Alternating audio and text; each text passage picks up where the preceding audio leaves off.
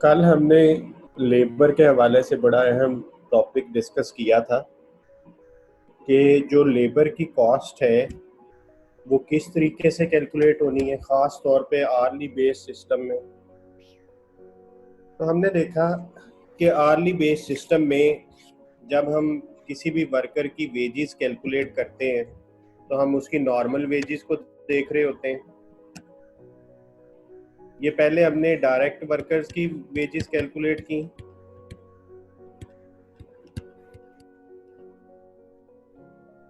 Gross wages of direct workers. ये normal wages हैं, ये ओवर टाइम की वेजेस हैं, तो ये उसकी टोटल वेजेस बनी। इसी तरह जो इनडायरेक्ट वर्कर्स हैं उनको भी हमने नॉर्मली कुछ पे किया और ओवर टाइम भी पे किया, तो ये उसकी टोटल फिगर आ गई। यानी 14,940 रुपये डायरेक्ट वर्कर्स के बने और इनडायरेक्ट वर्कर्स के 440। जब हमने इन दोनों को जमा किया तो वो फिगर आई 19,380। यानी हमारा वेजेस का जो एक्सपेंस है ना वो इतना है। हमारा जो वेजेस का एक्सपेंस है वो इतना है। हमने फिर कल ये भी देखा कि ये जो 19,380 एक्सपेंस था, इसमें से कितना एक्सपेंस डायरेक्ट वेजेस में जाएगा और कितना फैक्ट्री ओवरहेड्स में। तो हमने उसकी सेग्रीगेशन भी कल पढ़ ली थी। तो ये जो 13,890 है इसको हमने नाम दे दिया था डायरेक्ट वेजेस। और आपको पता है कि डायरेक्ट वेजेस जो है वो कहाँ पे जानी होती हैं, वर्क इन प्रोसेस में। और ये जो 5,490 है ये इनडायरेक्ट वेजेस हैं। और आपको पता है कि जो इनडायरेक्ट वेजेस होती हैं वो कहाँ पे जाती हैं, वो फैक्ट्री ओवरहेड्स में। तो यहाँ पे हमने कल का लेक्चर एंड किया था। आज मैं इसी से आगे कंटिन्यू कर रहा हूँ कि देखें वर्कर को पेमेंट उतनी ही हो रही है 19,380 की। हमारा एक्सपेंस 19,380 ही है। अब हमने उसे डबल एंट्री में कन्वर्ट करना है, यानी हम अपने सिस्टम ऑफ अकाउंट्स में, बुक्स ऑफ अकाउंट्स में उसकी डबल एंट्री क्या करेंगे। तो अब मैं आपको डबल एंट्री सिखाने लगा हूँ, ध्यान से सीखिएगा। इसी पेज पे कर लेते हैं क्योंकि इसी डाटा को हमने आगे यूज करना है। सबसे पहले याद रखिएगा कि जो आपका एक्सपेंस है वो आपकी ग्रॉस वेजेस है, बेशक डायरेक्ट को दिया जाए या इनडायरेक्ट को दिया जाए। तो डायरेक्ट वर्कर्स की वेजेस ये थी, इनडायरेक्ट की ये है। दोनों को ऐड किया तो 19,380 बन गया। अब हम इसकी एंट्री करेंगे सबसे पहले। तो वेजेस एक्सपेंस जो है वो जिस अकाउंट में रिकॉर्ड होता है उसको कहते हैं वेजेस कंट्रोल अकाउंट, और इसकी नेचर एक्सपेंस है। आपका एक्सपेंस इंक्रीज किया तो एक्सपेंस इंक्रीज करे तो डेबिट होता है, और ये पैसे आपने देने हैं।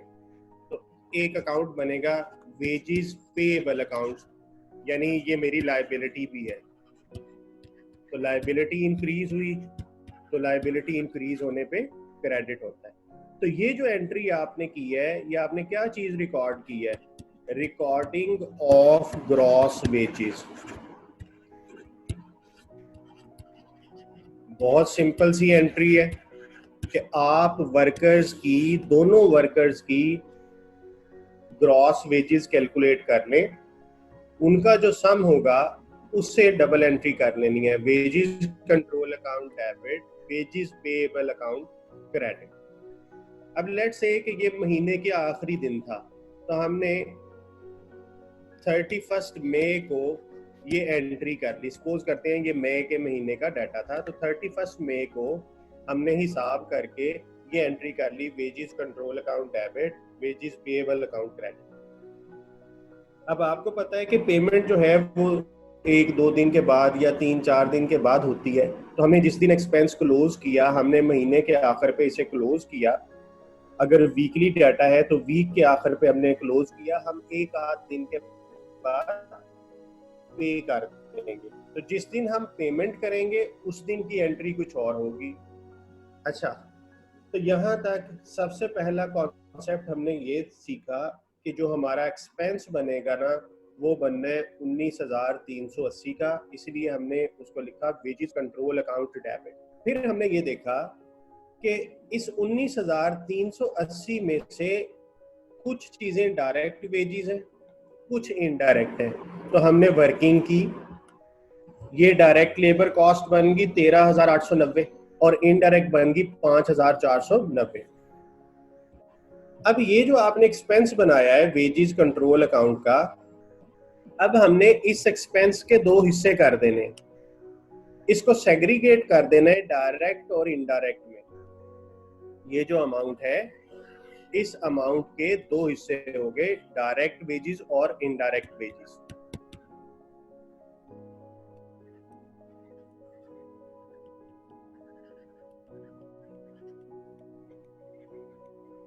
और आपको पता है कि डायरेक्ट वेजेस कहाँ लिखी जाती हैं, वर्क इन प्रोसेस में, और इनडायरेक्ट वेजेस फैक्ट्री ओवरहेड में। तो अब हम इस अकाउंट को क्लोज करने लगे हैं, यानी इस एंट्री को दो हिस्सों में डिवाइड करने लगे हैं।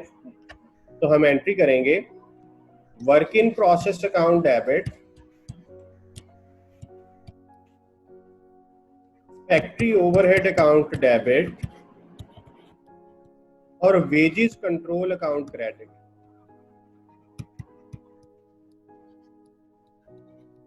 $19,380। अब वर्क इन प्रोसेस में कितना जाएगा उसकी वर्किंग हमने कर ली है 13,890,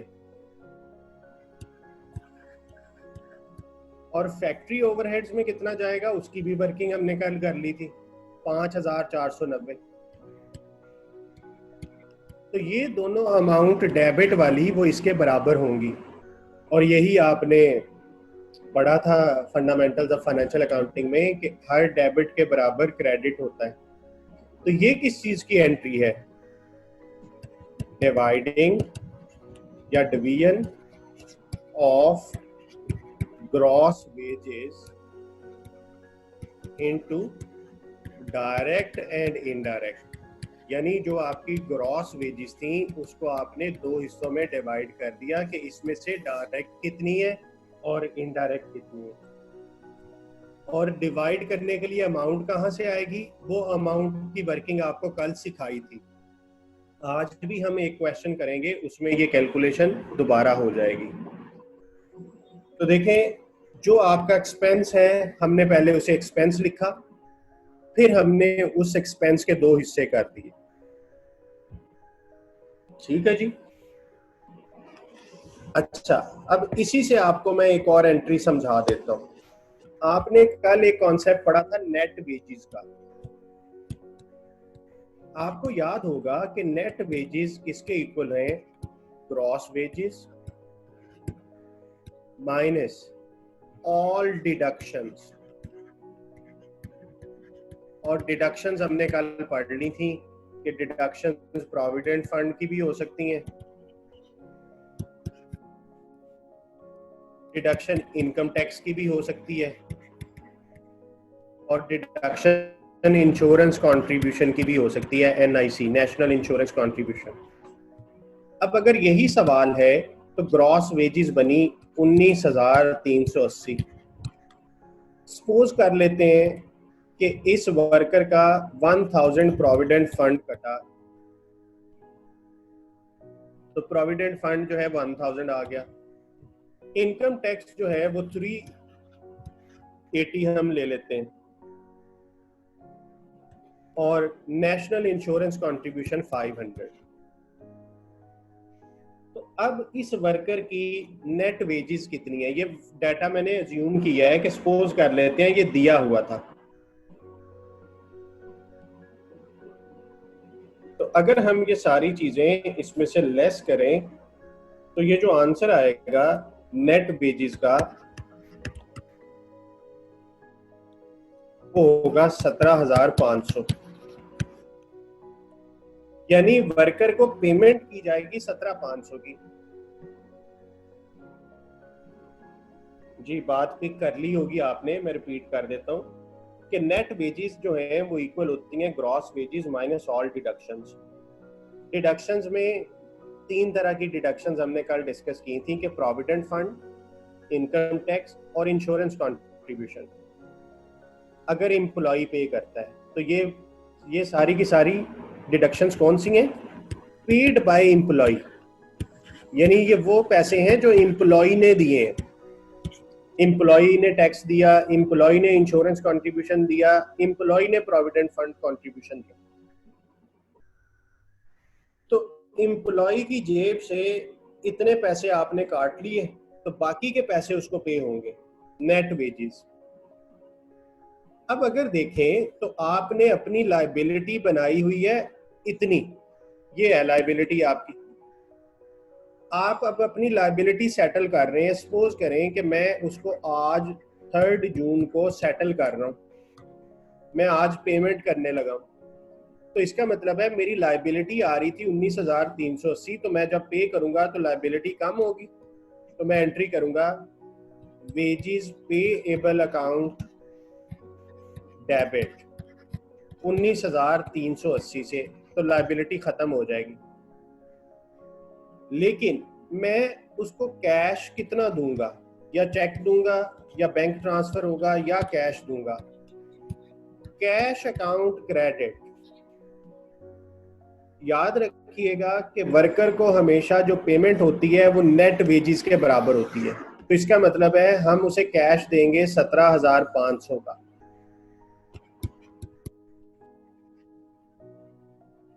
अच्छा, ये जो प्रोविडेंट फंड काटा था हमने 1000, ये हमने एक जगह इन्वेस्ट करना है, तो ये प्रोविडेंट फंड अकाउंट क्रेडिट हो जाएगा 1000, यानी हमारी लायबिलिटी है कि हमने इस एम्प्लॉय के बिहाफ पे इन्वेस्ट करना है। इसी तरह टैक्स गवर्नमेंट को जाना है, तो वो टैक्स पेएबल का अकाउंट बन जाएगा कि मेरी लायबिलिटी है कि मैं मंथ एंड पे अपने एम्प्लॉइज का टैक्स पे करूंगा 380। और इंश्योरेंस कंट्रीब्यूशन भी गवर्नमेंट को जाता है या इंश्योरेंस कंपनी को जाता है, तो ये भी एनआईसी जो है ये भी आपकी लायबिलिटी बन गई कि आपने एम्प्लॉय के बिहाफ पे 500 रुपया देना है। तो अब आप देखें इन चारों क्रेडिट्स का सम 19,380 होगा। तो क्रेडिट और डेबिट बराबर हो गया, तो आपका अकाउंटिंग रूल हो गया।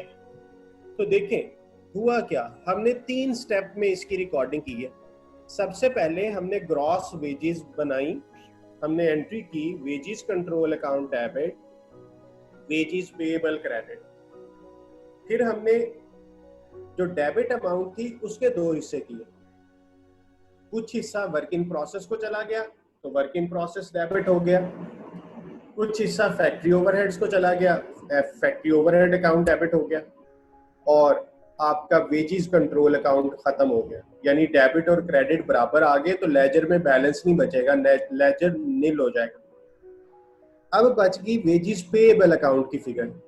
वो जो पेएबल था वो लायबिलिटी है, उसने किसी दिन पे होना है। तो मैंने सपोज किया कि आज 3 जून को हम पे कर रहे हैं, तो हमने एंट्री की wages payable account debit 19,380, bank account credit 17,500, और प्रोविडेंट फंड अकाउंट क्रेडिट ये लायबिलिटी बन गई, आपने पैसे देने हैं।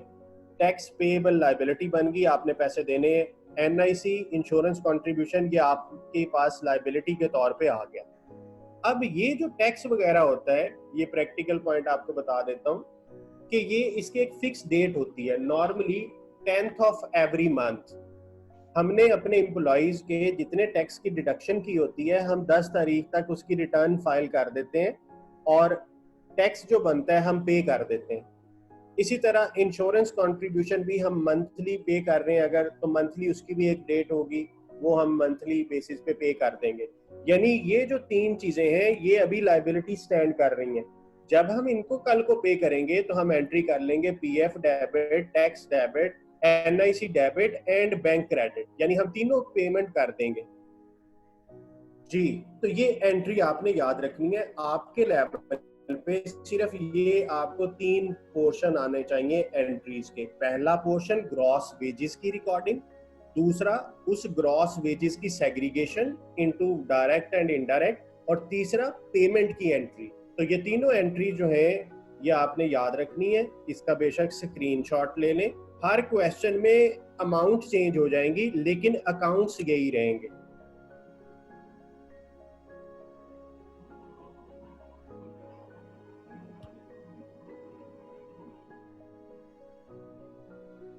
जी एक क्वेश्चन आया है कि क्या ये जरूरी है कि इसको सेग्रीगेट करना।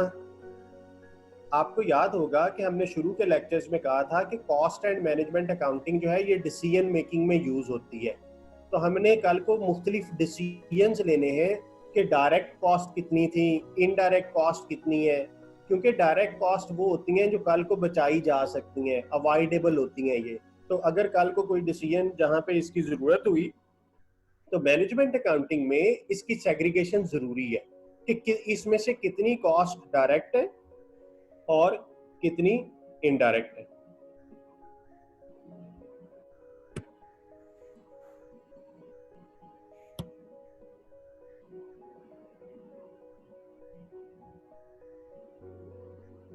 अच्छा ये एक बच्चे ने मुझे सुजेशन दी है, कहता है क्रेडिट वाली ना राइट साइड पे लिखा करें। बेटा अब आप बड़े हो जाएं, वो बीकॉम से बाहर निकल आए, वहां पे नॉर्मली ये सिखाया जाता है कि जो डेबिट है वो इधर आएगा, क्रेडिट राइट पे आएगा। इंटरनेशनली ऐसा कोई सेग्रीगेशन नहीं है, तो आप बस उसके साथ साथ आपने डेबिट और क्रेडिट का वर्ड लिखना है। और प्रैक्टिकली तो सॉफ्टवेयर बना होता है तो डेबिट और क्रेडिट जो है तो वो लिखने का कोई इतना मसला नहीं है, आप साइन पे फोकस करें। अगर आपकी अपने तौर पे तसल्ली है कि उसको थोड़ा राइट लिखना है तो आप जब नोट करें तो आप राइट लिख लें। मुझे आदत इसको बराबर लिखने की है तो इसके लिखने से कोई फर्क नहीं पड़ता, ठीक है। तो वो कोई रूल नहीं है कि क्रेडिट हमेशा थोड़ा आगे ही लिखना है, तो वो कोई मसला नहीं है। वो एक आसानी की खातर बता दिया जाता है कि क्रेडिट को जरा आगे लिख लो ताकि आपको देखते ही पता चल जाए। तो बेसिकली आपने साइन को देखना है।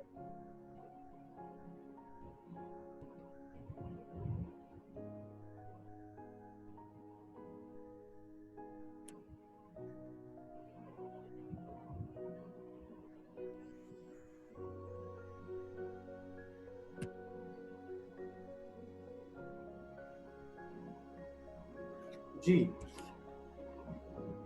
उम्मीद है स्क्रीनशॉट आपने ले लिया होगा। अब हम आगे इसको चलते हैं जी। Activity 18, during the month of July 20x3 the gross pay of the direct production workers in a manufacturing business was 42,000 with deductions for pay and NIC 10,600. 3/4 of the wage bill is for direct workers. What is the amount debited to work in process account? देखें उसने कहा कि gross wages जो हैं वो 42,000 की हैं और पेई और एनआईसी इतना है, दोनों का सम 10,600 है। कहता है 3/4 ऑफ द वेज बिल, कहता है इसका जो 3/4 हिस्सा है, 3/4 वो रिलेट करता है डायरेक्ट वर्कर से। तो इसका मतलब है कि 42,000 टोटल है, इसका 3/4 लिया, 3/4, 3/4 का मतलब है 3/4। तो ग्रॉस वेजेस का यानी 42,000 का आपने 3/4 लेना है, तो वो बना जी 31,500। ये डायरेक्ट वर्कर को जाएगा, तो यही वर्क इन प्रोसेस में डेबिट होगा। आपको याद होगा यहाँ पे हमने क्या किया था, जो डायरेक्ट वेजेस थी उसको हमने वर्क इन प्रोसेस में डेबिट किया था। तो इसीलिए उसने यहाँ पे यही पूछा है कि वर्क इन प्रोसेस को कौन सी अमाउंट डेबिट होगी, तो वो जो डायरेक्ट वेजेस बनेंगी वही डेबिट होंगी। तो बस ये सवाल सिंपल सा था। अब देखें इस सवाल में उसने पेई और एनआईसी भी दिया हुआ है, वो कहाँ काम आना है, वो नेट वेजेस की कैलकुलेशन में काम आना है। तो आपने क्वेश्चन पढ़ लेना है कि उसने मुझसे क्या पूछा है। उसने सिर्फ इतना पूछा था कि वर्क इन प्रोसेस को क्या डेबिट करेंगे, तो आपको उसने एक्स्ट्रा डाटा दिया हुआ है, तो इसलिए परेशान नहीं होना, आपने उस डाटा को वहां यूज करना है जहां उसका यूज होना बनता था। जी, ये एक्टिविटी 18 आपको क्लियर होगी कि जो भी ग्रॉस अमाउंट होती है उसके दो हिस्से होते हैं। तो 3/4 उसने कहा था डायरेक्ट वर्कर्स का है, तो वर्क इन प्रोसेस में डायरेक्ट वर्कर्स के पैसे ही जाते हैं। और अगर वो पूछ लेता एफओएच में क्या जाएगा, तो एफओएच में 1/4 जाएगा, 1/4, क्योंकि 3/4 अगर डायरेक्ट हैं तो 1/4 किसके बराबर होगा, एफओएच के बराबर होगा। तो अगर उसने फैक्ट्री ओवरहेड्स का पूछा जाता तो फिर आपने 42,000 को 1/4 करना था। तो ये एक्टिविटी 18 तो बहुत सिंपल है। एक्टिविटी 19 देखते हैं। In a week direct production workers worked for 740 hours including 110 hours of overtime। कहते हैं डायरेक्ट वर्कर्स ने 740 घंटे काम किया जिसके अंदर 110 घंटे ओवर टाइम के थे।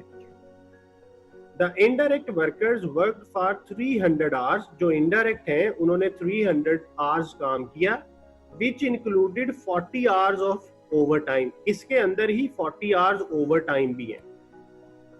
Included in the direct workers are 50 of the hours are idle, यानी जो डायरेक्ट वर्कर हैं उनके 50 आवर्स आइडल हैं।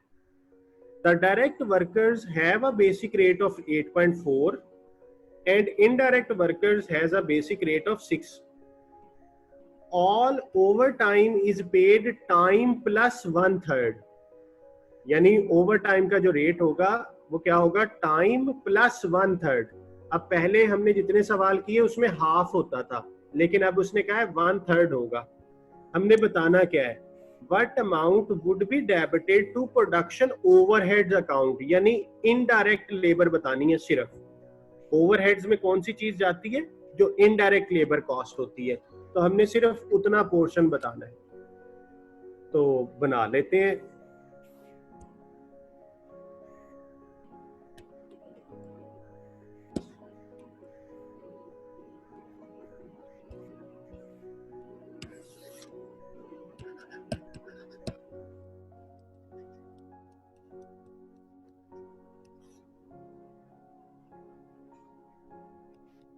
हमने इनडायरेक्ट लेबर कॉस्ट फाइंड करनी है। अच्छा जी, इनडायरेक्ट में सबसे पहले तो इनडायरेक्ट लोगों की कॉस्ट आनी होती है। जो इनडायरेक्ट वर्कर्स हैं उन्होंने 300 घंटे काम किया जिसके अंदर 40 घंटे ओवर टाइम था। तो हम सबसे पहले इनडायरेक्ट वर्कर्स की कॉस्ट देखते हैं।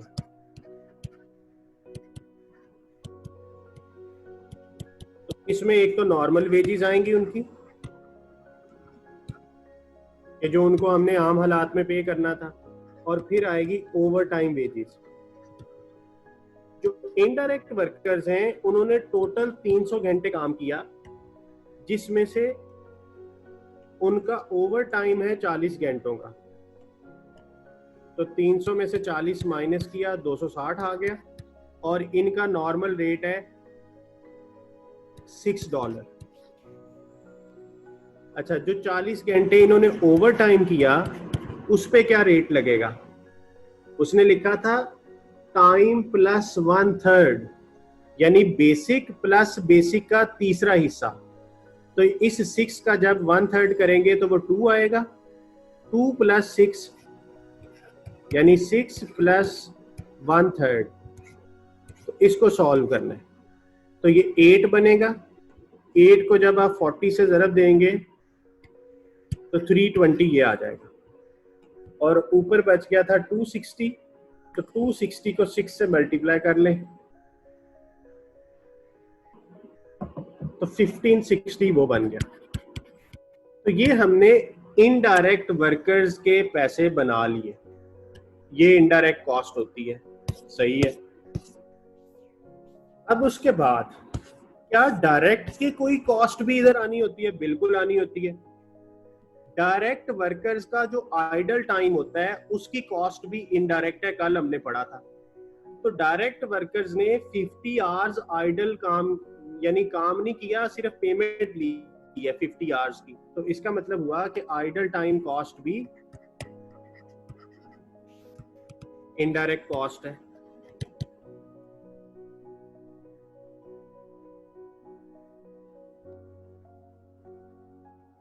आइडल टाइम 50 आवर्स है और ये किनका था? ये डायरेक्ट वर्कर्स का था। और डायरेक्ट वर्कर्स को हम रेट क्या ऑफर करते हैं? उसने क्वेश्चन में बताया हुआ है 8.4। तो 8.4 पे ये 50 आवर्स की पेमेंट जो है वो भी इनडायरेक्ट लेबर कॉस्ट बनेगी। 50 एट द रेट ऑफ 8.4, 420।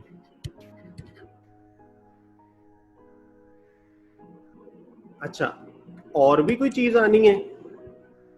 जितने आवर्स उनके ओवर टाइम है, ये देखें डायरेक्ट वर्कर्स के कितने आवर्स का ओवर टाइम था? 110 आवर्स का। तो 110 आवर्स का जो प्रीमियम पे हुआ है, क्योंकि ये नॉर्मल रूटीन का ओवर टाइम है, स्पेशल रिक्वेस्ट ऑफ कस्टमर का नहीं है। क्योंकि कल हमने सवाल देखा था, जब भी स्पेशल रिक्वेस्ट ऑफ कस्टमर होता है वो बताता है। तो ये जो 110 आवर्स हैं, इनमें जो प्रीमियम पे हुआ है वो भी इनडायरेक्ट लेबर कॉस्ट है। अब इनका प्रीमियम कितना बनना था? उसने लिखा था बेसिक प्लस बेसिक का 1/3। तो इसका 1/3 का क्या आंसर आएगा? यही प्रीमियम है।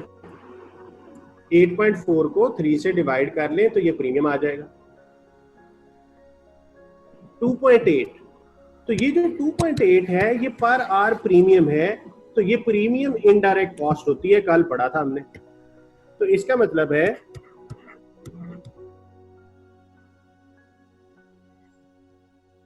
इसका ऑफ डायरेक्ट वर्कर्स,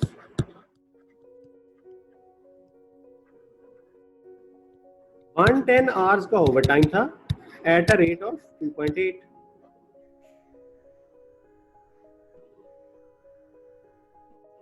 तो 308 बन जाएगा। क्या इसके अलावा भी कोई चीज रह गई है? हम देख लेते हैं कि कोई और चीज है जो हमने नहीं की। जी, हमने ओवर टाइम प्रीमियम भी अकाउंट फॉर कर लिया, आइडल टाइम को भी अकाउंट फॉर कर लिया, इनडायरेक्ट वर्कर्स के बेसिक को भी अकाउंट फॉर कर लिया और ओवर टाइम को भी अकाउंट फॉर कर लिया।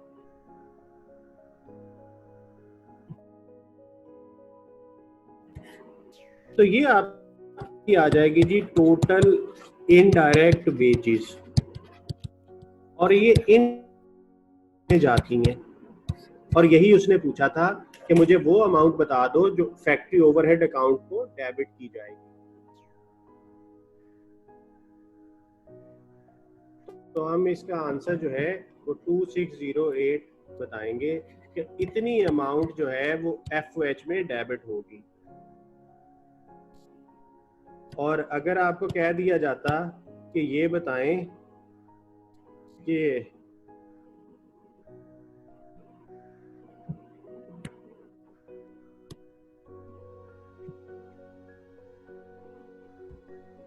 वर्क इन प्रोसेस को क्या डेबिट होगा, तो फिर आपने डायरेक्ट लेबर कॉस्ट फाइंड करनी थी इसी डाटा से। ठीक है, लेकिन आपको पता है कि आपका पेपर तो एमसीक्यू है, शॉर्ट क्वेश्चन आने हैं, तो उसकी मर्जी है कि वो डाटा में से डायरेक्ट लेबर कॉस्ट फाइंड करवा ले, इनडायरेक्ट लेबर कॉस्ट फाइंड करवा ले। तो ये जो रिक्वायरमेंट होगी वो आपने उस हिसाब से कैलकुलेशन कर लेनी। और अगर ग्रॉस वेजेस कहता तो वो भी आपको सिखाया हुआ है कि ग्रॉस वेजेस कैसे निकालनी है, वो भी आपको पता है।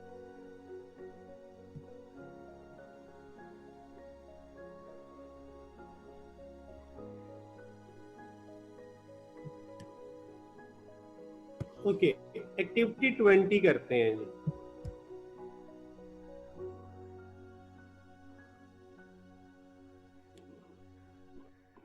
Suzanne is a clothing machinist. She is paid a flat rate of £4 per hour for a 37-hour week. यानी 37 घंटे उसने एक हफ्ते में काम करना है और उसको जो रेट पे होगा वो रेट फ्लैट है 4 pound per hour with any overtime paid at a time and a half. अगर ओवर टाइम हुआ तो कहता है वो पे होगा time and a half. In addition piece rate of 5 pound is paid for each customer contract finished in the week। अच्छा, इसके अलावा उसको कुछ पे हो रहा है। वो क्या पे हो रहा है कि 5 पाउंड मिलेंगे जितने कॉन्ट्रैक्ट वो खत्म करेगी। Last week Susan worked for 47 hours and completed, यहाँ पे थोड़ी सी टाइपिंग एरर है, this is 4, completed 4 customer orders. ये OUR ओवर बन रहा है, दिस इज 4, ये 4 यानी 4 कस्टमर ऑर्डर उसने कंप्लीट किए, कस्टमर कॉन्ट्रैक्ट उसने 4 कंप्लीट किए। How is the Suzanne's gross wages for the week. तो चले ठीक है, ऑर्ली बेस्ड सिस्टम का सवाल है, पहले उसे आवर्स को देखते हैं। इसकी नॉर्मल वेजेस कितनी बनेगी। नॉर्मल वेजेस का आपको पता है कि normal hours into normal rate. Normal hours are 37 and normal rate is 4। तो 37 को 4 से मल्टीप्लाई अगर हम करें तो वो आता है 148। तो 148 पाउंड जो हैं वो उसकी नॉर्मल वेजेस बनेंगी। Over time wages, over time wages जो हैं उसने 47 घंटे काम किया है जी, जबकि काम उसने 37 घंटे करना था, तो 10 घंटे का ओवर टाइम है। ये भी आपको कल फार्मूला लिखवा दिया था, actual hours minus normal hours, तो वो ओवर टाइम आवर्स होगा। अच्छा, ओवर टाइम के लिए रेट क्या लगेगा, उसने लिखा हुआ है time and a half. Time का मतलब होता है बेसिक रेट प्लस बेसिक का हाफ, तो ये 6 हो जाएगा।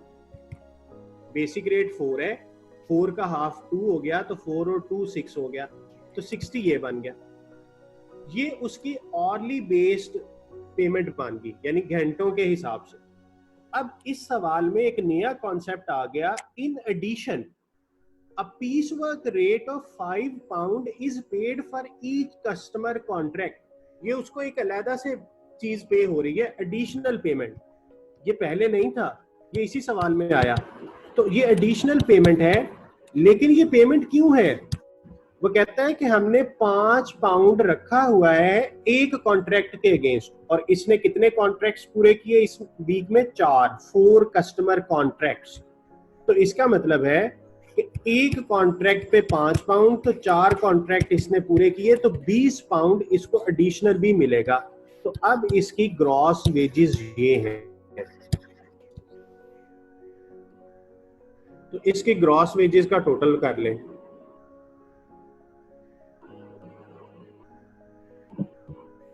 2 to 8, तो ये बी ऑप्शन बनेगा जी।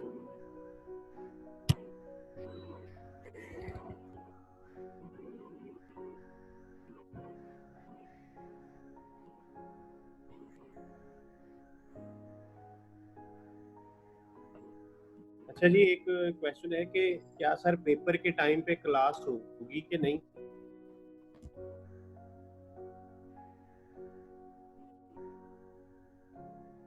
आपको पता है कि आपके सारे लेक्चर जो हैं वो अब रिकॉर्डिंग होते हैं।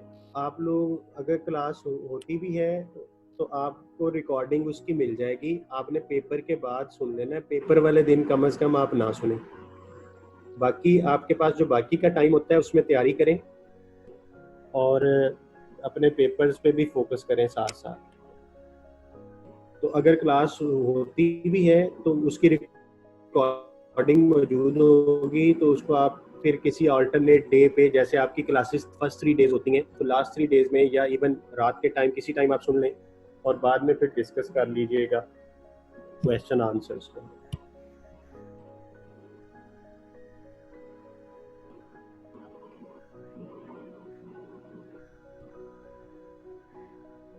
अच्छा, एक बच्चे ना माशाल्लाह मासूम काफ़ी हैं, पेपर किन के पूछ रहे हैं जी, पेपर किन लोगों के हैं जिनके बेटा मार्च में पेपर होने थे, कोरोना की वजह से वो पेपर पोस्टपोन हो गए थे, वो जून में हो रहे हैं। तो अगर आप उस वक्त कोई आपने एग्ज़ाम फॉर्म जमा कराया था तो वो वाले पेपर हैं, जो आप अभी पढ़ रहे हैं इसके पेपर अभी नहीं है, ये पेपर कोर्स कंप्लीशन के बाद होंगे।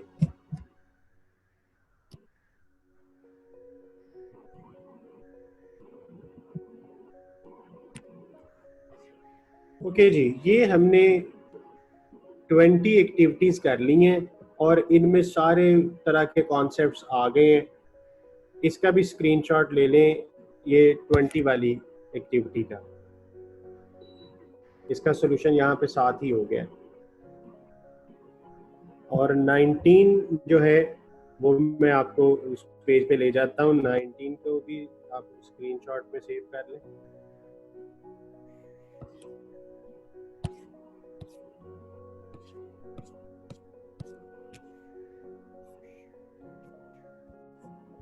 ये है जी एक्टिविटी 19।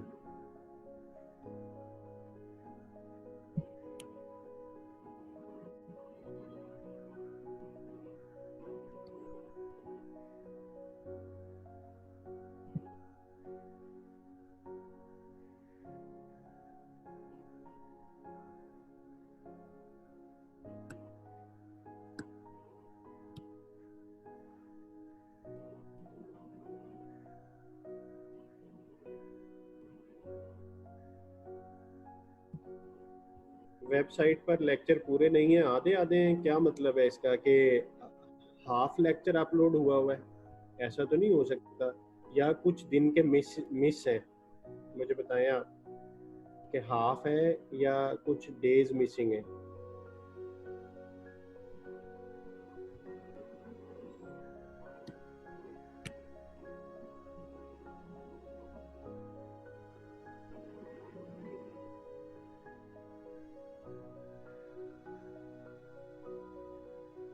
चले मैं चेक करवा लेता हूँ, लेक्चर मिस है, हो सकता है उन दिनों में क्लास ना हो, आप वो भी देख लीजिएगा। और बाकी जो टाइम अगर आप कम कह रहे हैं तो उसमें सम टाइम ये होता है कि जो डिस्कशन है या जिस तरह अभी हम आज बात कर रहे हैं तो हो सकता है वो उतने टाइम को डिलीट कर दिया हो।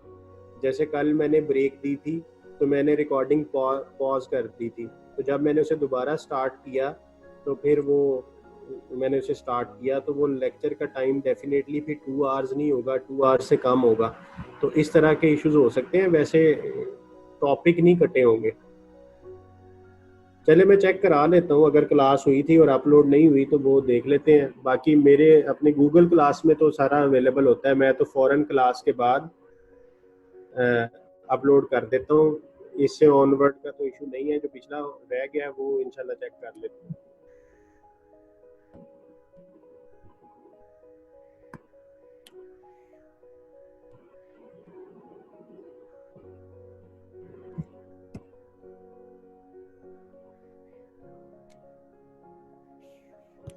ओके जी, जरा ये इस पेज को देखिएगा, डायरेक्ट एंड इनडायरेक्ट लेबर। वैसे तो मैं ये काफी कुछ करवा चुका हूँ, जस्ट आपके साथ आज इसकी कुछ डिस्कशन करनी है। पहला पॉइंट कहता है direct labour cost may be part of prime cost of a product and include the basic pay of the direct worker. कहता है डायरेक्ट लेबर जो है वो प्राइम कॉस्ट का पार्ट होती है और वो बेसिक पे का है डायरेक्ट वर्कर्स की। Direct workers are those employees who are directly involved in producing the output. ये हमने पता है, पिछले चैप्टर में ही पढ़ लिया था कॉस्ट क्लासिफिकेशन में।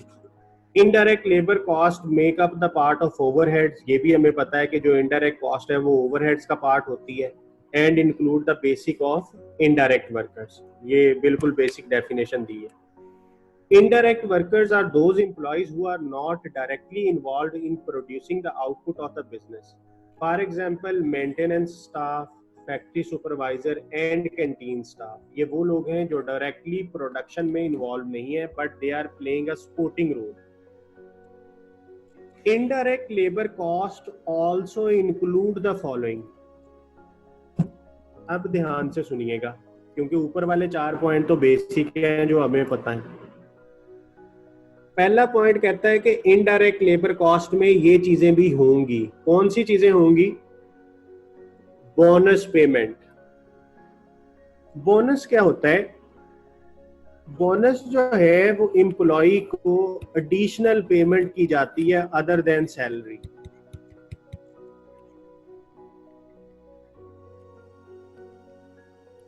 जैसे अभी सुजैन वाले क्वेश्चन में देखें, उसने कहा मैंने उसके घंटों की पेमेंट तो की है, साथ में मैंने उसे 5 पाउंड फी कॉन्ट्रैक्ट पे किया, तो मैंने 4 कॉन्ट्रैक्ट्स जो हैं उसने कंप्लीट किए थे, तो 20 पाउंड मैंने उसे इजाफी दिए, दैट वाज इंसेंटिव। तो इस इंसेंटिव को जो तनख्वाह के अलावा, वेजेस के अलावा, सैलरी के अलावा आप पे करते हैं एम्प्लॉयज को, वो बोनस होता है। अब वो जो बोनस है उसकी कई किस्में हैं। उसमें एक एम्प्लॉय को भी देखा जा सकता है और एक ग्रुप को भी देखा जा सकता है। यानी बोनस इंडिविजुअल भी हो सकता है और पूरे ग्रुप का भी हो सकता है। मसलन एक टारगेट दे दिया जाए 10 बंदों को, उनका एक ग्रुप बन गया, उन 10 को कहा जाए कि अगर तुम ये काम इतने दिन में पूरा कर लोगे तो 10 के 10 लोगों को फ्री कुछ देंगे, इंसेंटिव देंगे, तो ये ग्रुप बोनस है। और एक तरीकाकार ये भी है कि जो बंदा अपना अपना काम इतना कर लेगा उसको बोनस देंगे। तो इंडिविजुअल, अगर एक बंदे की परफॉर्मेंस देखनी है तो वो इंडिविजुअल बोनस होगा, अगर ग्रुप की परफॉर्मेंस देखनी है तो फिर पूरे ग्रुप की परफॉर्मेंस को देख के जो बोनस दिया जाएगा वो ग्रुप बोनस है। अच्छा, बोनस देने की टाइप्स भी काफी हैं, वो आगे जाके हम इन डिटेल पढ़ेंगे। बोनस की कैलकुलेशन भी हमने करनी है कि जो हमारे सिलेबस में बोनस की कैलकुलेशन है वो क्या है। तो ये बोनस क्या हुआ, अभी कॉन्सेप्ट ये बना कि ये एडिशनल इंसेंटिव है एम्प्लॉय को अदर देन सैलरी, लेकिन ये पैसे फ्री में बांटते नहीं है, इसका कोई क्राइटेरिया होता है कि ये काम करोगे तो इस तरह बोनस मिलेगा। तो वो बोनस की कैलकुलेशन हम अभी देखेंगे।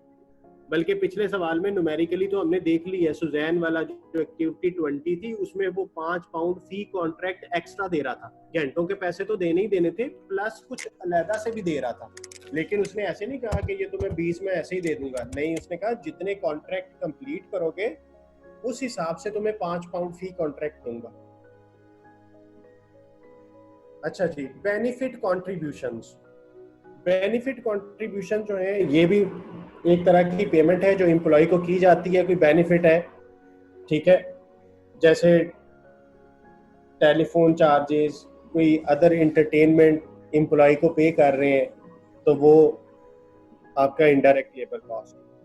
आइडल टाइम हमने कल ही डिस्कस कर लिया था कि आइडल टाइम जो है उसमें वर्कर होता है, मौजूद होता है, लेकिन काम कुछ नहीं कर रहा, तो उसको पैसे देने पड़ते हैं, लेकिन वो जो पैसे हमने दिए हैं वो डायरेक्ट लेबर कॉस्ट नहीं होगी, वो इनडायरेक्ट लेबर कॉस्ट होगी। सिक पे,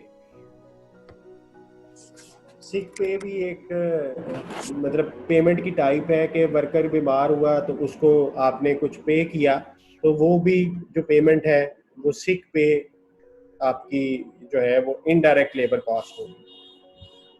फिर इसी तरह time spent by the direct workers doing indirect jobs. Some time ऐसा होता है कि आप डायरेक्ट वर्कर से कोई इनडायरेक्ट काम लेने लग जाते हैं, मसलन क्लीनिंग, रिपेयरिंग। तो अगर ये वाला काम किया तो उन्होंने जितने घंटे क्लीनिंग या रिपेयरिंग पे लगाए हैं उतने घंटों की पेमेंट भी इनडायरेक्ट होगी, ठीक है। तो ये सारे पॉइंट्स आपने याद रखने हैं कि इनडायरेक्ट में क्या क्या आएगा, आगे इसकी इलस्ट्रेशन भी आती है। अभी ये क्वेश्चन हमने कल कर लिया था, कहता है which one of the following should be classified as direct labour. अच्छा, कल जो किया था उसमें इनडायरेक्ट लेबर थी, आज वो पूछ रहा है डायरेक्ट लेबर क्या है। तो सुपरवाइजर इनडायरेक्ट होता है, ये तो डायरेक्ट नहीं है। मेंटेनेंस वर्कर है तो ये मेंटेनेंस डिपार्टमेंट है। ये क्लीनिंग है तो ये बचता है जी brick layers in house building company. कहता है घर बनाने वाली कंपनी में जो ईंटें लगाता है वो डायरेक्ट वर्कर है, बिल्कुल सही है, C option. Overtime premium, ये मैं आपको पहले पढ़ा चुका हूँ, तो ये आपने खुद से पढ़ लेना है। इसमें उसने एक इलस्ट्रेशन दिया है कि बेसिक रेट 8 है, 8 + 4 टोटल उसे 12 रुपए ओवर टाइम के पे कर रहा है, ये 4 प्रीमियम है और ये बेसिक रेट है। ये सारी चीजें हमने ऑलरेडी डिस्कस की हैं। ये वो बात आ गई कि जो स्पेशल रिक्वेस्ट ऑफ कस्टमर पे काम किया है वो भी डायरेक्ट लेबर कॉस्ट होती है। और अगर नॉर्मल रूटीन में हमने कोई काम किया है तो जो प्रीमियम होता है वो हमें क्या कहाँ पे लेके जाना होता है, इनडायरेक्ट लेबर कॉस्ट में, नॉर्मल हालात में। तो ये बातें मैं आपको कल बता चुका था, जस्ट बुक से इसलिए ओवरव्यू कर रहा हूँ कि अब आप बुक पढ़ सकते हैं। इसी तरह employees who work night shifts, sometime ऐसा होता है, बल्कि पाकिस्तान में भी देखा जाए तो लोग नाइट शिफ्ट ड्यूटी को प्रेफर नहीं करते, लेकिन मैन्युफैक्चरिंग तो 24 घंटे चल रही है, तो वहां पे हमने ना शिफ्ट अलाउंस इंट्रोड्यूस कराया होता है कि जो रात को काम करेगा उसे पर शिफ्ट 100 रुपीज, 200 रुपीज या 500 रुपीज हम एक्स्ट्रा देंगे। इसी तरह ईद के दिनों में अगर काम आप करवा रहे हैं तो फिर उसके अलग से पैसे होंगे।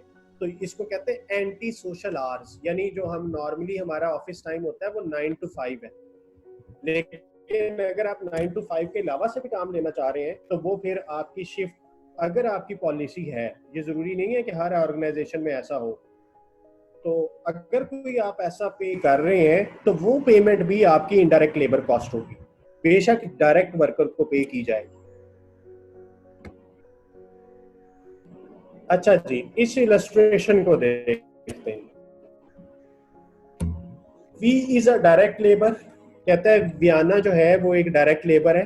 Who works a standard 35 hours per week, उसने आम तौर पे 35 घंटे काम करना होता है। And is paid a basic rate 12 per hour, overtime is paid at time and a third.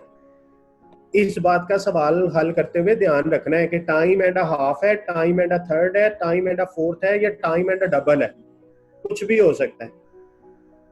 In week 8, she worked for 42 hours and received 50 bonus. Complete the following table.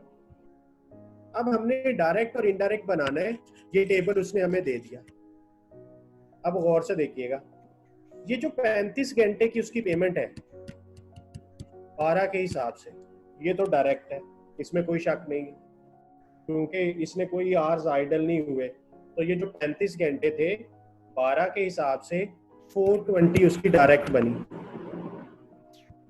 उसने ओवर टाइम कितना किया? Over time उसके hours बनेंगे जी 42 hours minus 35 hours, तो 7 hours का over time है। और over time का जो बेसिक है वो डायरेक्ट है।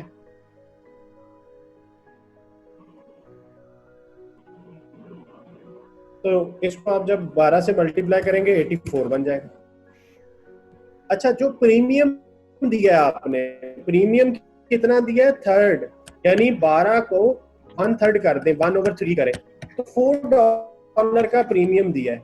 ये जो 7 घंटे ज़रब 4 आपने किया, ये 28 इनडायरेक्ट बनेगा, क्योंकि इसने जो ओवर टाइम किया वो स्पेशल रिक्वेस्ट ऑफ कस्टमर पे नहीं है, ये इसका रूटीन का ओवर टाइम है। तो 7 × 4 28 आ गया। ओवर टाइम प्रीमियम, बल्कि मुझे इसको ना यहाँ नहीं लिखना, इसको मुझे लिखना है यहाँ पे, ये प्रीमियम के सामने 7 × 4 28 इस कॉलम में लिखना है। अच्छा, बोनस भी मिला है उसे 50, तो बोनस हम अभी पढ़ के आए हैं कि वो इनडायरेक्ट होता है। तो ये इसका कॉलम फिल करना था। तो देखें, हमने बिल्कुल सही फिल किया है। 420 84 हमने वहीं लिखा जहां होना चाहिए था, 28 और 50। अच्छा, अब सीबी में भी ना आपको जब पेपर आता है इसी तरह वो डायग्राम शो कराता है। अगर आपने ये 28 इधर लिख दिया तो नंबर नहीं मिलेंगे, यानी जिस कॉलम में उसका आंसर लिखना बनता है उसी कॉलम के सामने आपने लिखना है। ये जो मैंने चीजें लिखी हैं, ये वाली ये समझाने के लिए लिखी हैं, ये आप पेपर में नहीं लिख सकेंगे। पेपर में जस्ट आपने न्यूमेरिक फिगर लिखनी है कि 420 इस कॉलम में आना चाहिए, 84 इधर आना चाहिए, 28 इधर आना चाहिए, 50 इधर आना चाहिए। अगर तो आप इन्हीं कॉलम में लिखेंगे तो नंबर पूरे मिल जाएंगे। और अगर आपने इस 28 को इधर लिख दिया या इधर लिख दिया या इधर लिख दिया तो वो नंबर नहीं मिलेंगे। तो इसलिए आपने ध्यान रखना है कि कौन सी चीज किधर आनी है। ये प्रीमियम का वर्ड था, तो प्रीमियम के सामने आना है, अब इधर आना है या इधर आना है। इधर नहीं आ सकता क्योंकि हमें पता है कि जो नॉर्मल रूटीन में ओवर टाइम होता है उसका प्रीमियम इनडायरेक्ट होता है, तो इसीलिए मैंने इनडायरेक्ट कॉस्ट के कॉलम में लिखा। फिर बोनस इधर आना है या इधर आना है, ये हम पढ़ रहे हैं कि जो बोनस होता है वो भी इनडायरेक्ट कॉस्ट होती है, तो इसलिए हमने बोनस को भी इनडायरेक्ट के कॉलम में लिखा। तो ये इस तरीके से जी, ये जो ऊपर आपने पैराग्राफ पढ़े हैं ये सॉल्व करेंगे चीज। कुछ लोगों ने तो ये कर लिया था, मुझे उन्होंने डिस्कस व्हाट्सएप पे कर लिया था पहले ही, तो ये जिन्होंने नहीं किया था उनके लिए आज मैंने सॉल्व कर दिया। ये नीचे इसकी सारी डिटेल दी हुई है, आप पढ़ लीजिएगा।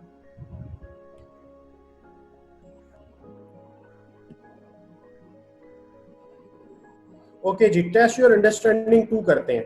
अ company operates a factory which employed 40 direct workers, 40 लोग हैं जी।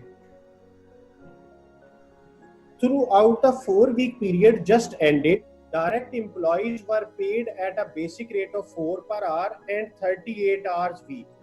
यानी उनका बेसिक रेट 4 है और उन्होंने एक हफ्ते में 38 घंटे काम करना था। Total hours of the direct workers in the 4-week period were 6520। अब ये टोटल आवर्स हैं 4 हफ्तों के। Overtime which is paid at a premium of 35%। अब देखें इसमें उसने क्या कह दिया, प्रीमियम कितना होगा, 35%। किसका 35%? जो आपका बेसिक रेट होगा। जैसे वो कहता था ना time and half, half time and a third 33%। तो अब उसने ना नहीं है, परसेंटेज ले लेंगे, हमें परसेंटेज लेनी आती है। और कहते हैं इस work in order to meet the general production requirement. Employees deduction total है, यानी जो डिडक्शंस हैं वो सारी की सारी कितनी है, 30% of gross wages. 188 hours were registered as idle. कहता है 188 घंटे जो हैं वो आइडल है। हमने बताना क्या है, एक तो बताना है जी ग्रॉस अर्निंग, तो इसका मतलब है पहले तो इसी की तरफ चलते हैं, ग्रॉस अर्निंग की तरफ। जी ध्यान से समझिएगा जरा। एक बंदे ने एक हफ्ते में 38 आवर्स काम करना और ये डाटा 4 हफ्तों का है, और इस सवाल में 40 बंदे, तो नॉर्मल आवर्स कितने बने ये बना लें जी। यानी इन वर्कर्स के नॉर्मल आवर्स कितने थे, 38 आवर्स हैं, 4 हफ्तों का डाटा है और 40 लोग हैं।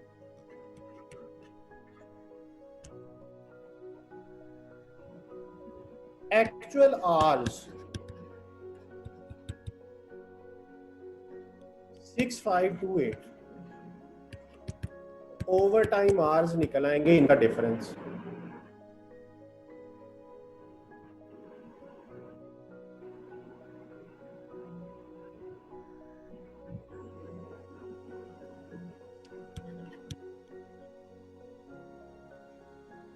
$448।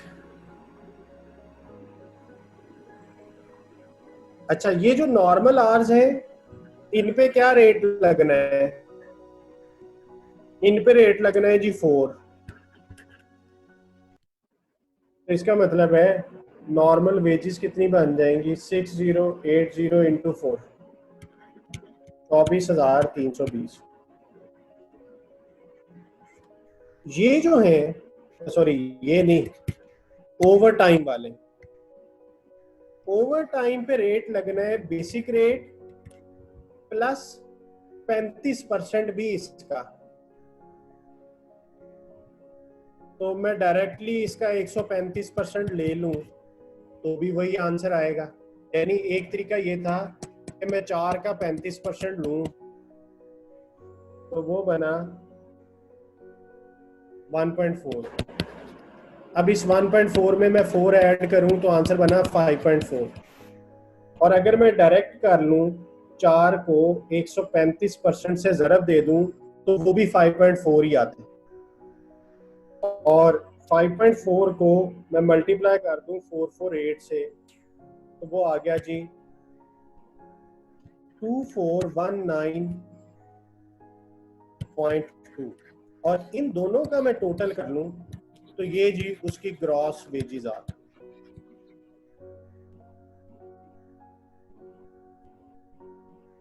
$24,320 आप इसमें ऐड कर लें तो 26,739.2।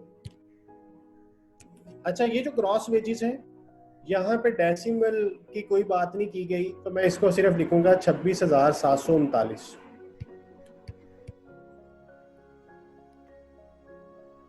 देखिए, ग्रॉस वेजेस फाइंड करना बहुत सिंपल है।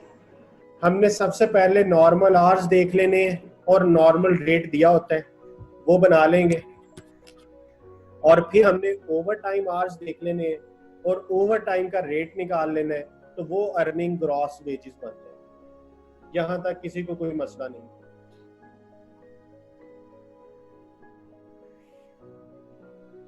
फिर उसने कहा कि 30% ऑफ द ग्रॉस वेजेस जो है वो डिडक्ट हो जानी है, तो हम इस फिगर का ले लें 30%।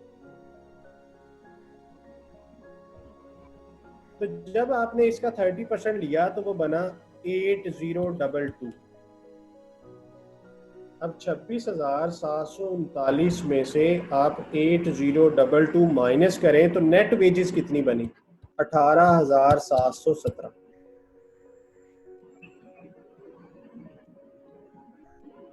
तो ये तीन चीजें तो हो गई, gross wages, deductions, net wages. अब अगला काम कहता है कि बताइए डायरेक्ट लेबर कॉस्ट कितनी है और इनडायरेक्ट लेबर कॉस्ट कितनी है। इसका मतलब है कि अब मुझे वही कॉन्सेप्ट अप्लाई करना है कि डायरेक्ट में क्या क्या आएगा और इनडायरेक्ट में क्या क्या आएगा। अब मैं बनाता हूं जी डायरेक्ट लेबर कॉस्ट का कॉलम और इनडायरेक्ट लेबर कॉस्ट का। पहले डायरेक्ट को देखते हैं। ये जो इनके नॉर्मल आवर्स थे 6080, क्या इनमें कोई आइडल था? बिल्कुल था। ये देखें क्वेश्चन की last line, 188 hours of the direct workers were registered as idle minus 188। ये जो बचेगा इसको 4 से जरब दे दें, 6080 minus 188 इंटू 4, तो ये बना 23,568। ये जो बाकी का 188 के अलावा बाकी पैसे बचे हैं 188 के, वो किधर चले जाएंगे? वो इधर आ जाएंगे इनडायरेक्ट में। 188 इंटू 4, 752 यहाँ आ गया। ये किस चीज की कॉस्ट है? आइडल टाइम की कॉस्ट। आइडल टाइम की कॉस्ट हमें पता है इनडायरेक्ट लेबर होती है। जो ओवर टाइम किया, ओवर टाइम के आवर्स है 448, तो इनका बेसिक रेट इधर आना है, 1792 इधर आ गया। और जो ओवर टाइम का प्रीमियम है 448, प्रीमियम कितना था? 35%, और 35% कितना बनता है? 1.4। तो वो जो 1.4 है वो इस तरफ आ जाएगा 627.2।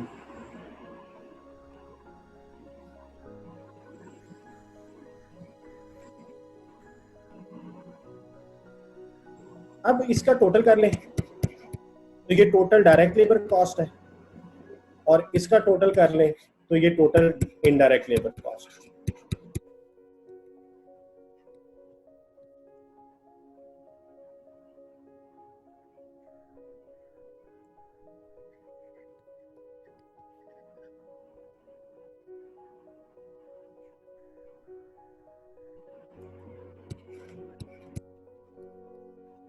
इन दोनों का अगर टोटल करें तो वो वही आपकी ग्रॉस वेजेस के बराबर आएगा।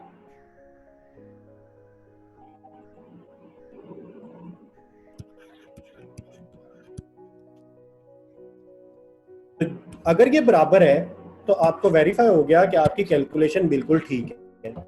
लेकिन हमने इस कॉलम में क्या लिखना है? डायरेक्ट लेबर के सामने 25,360 और इनडायरेक्ट लेबर के सामने लिखना है 1379।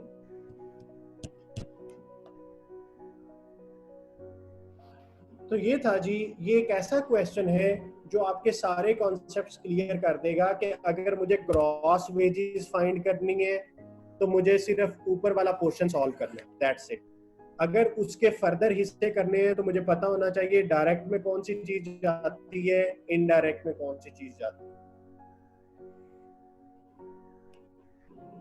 जी, यहां तक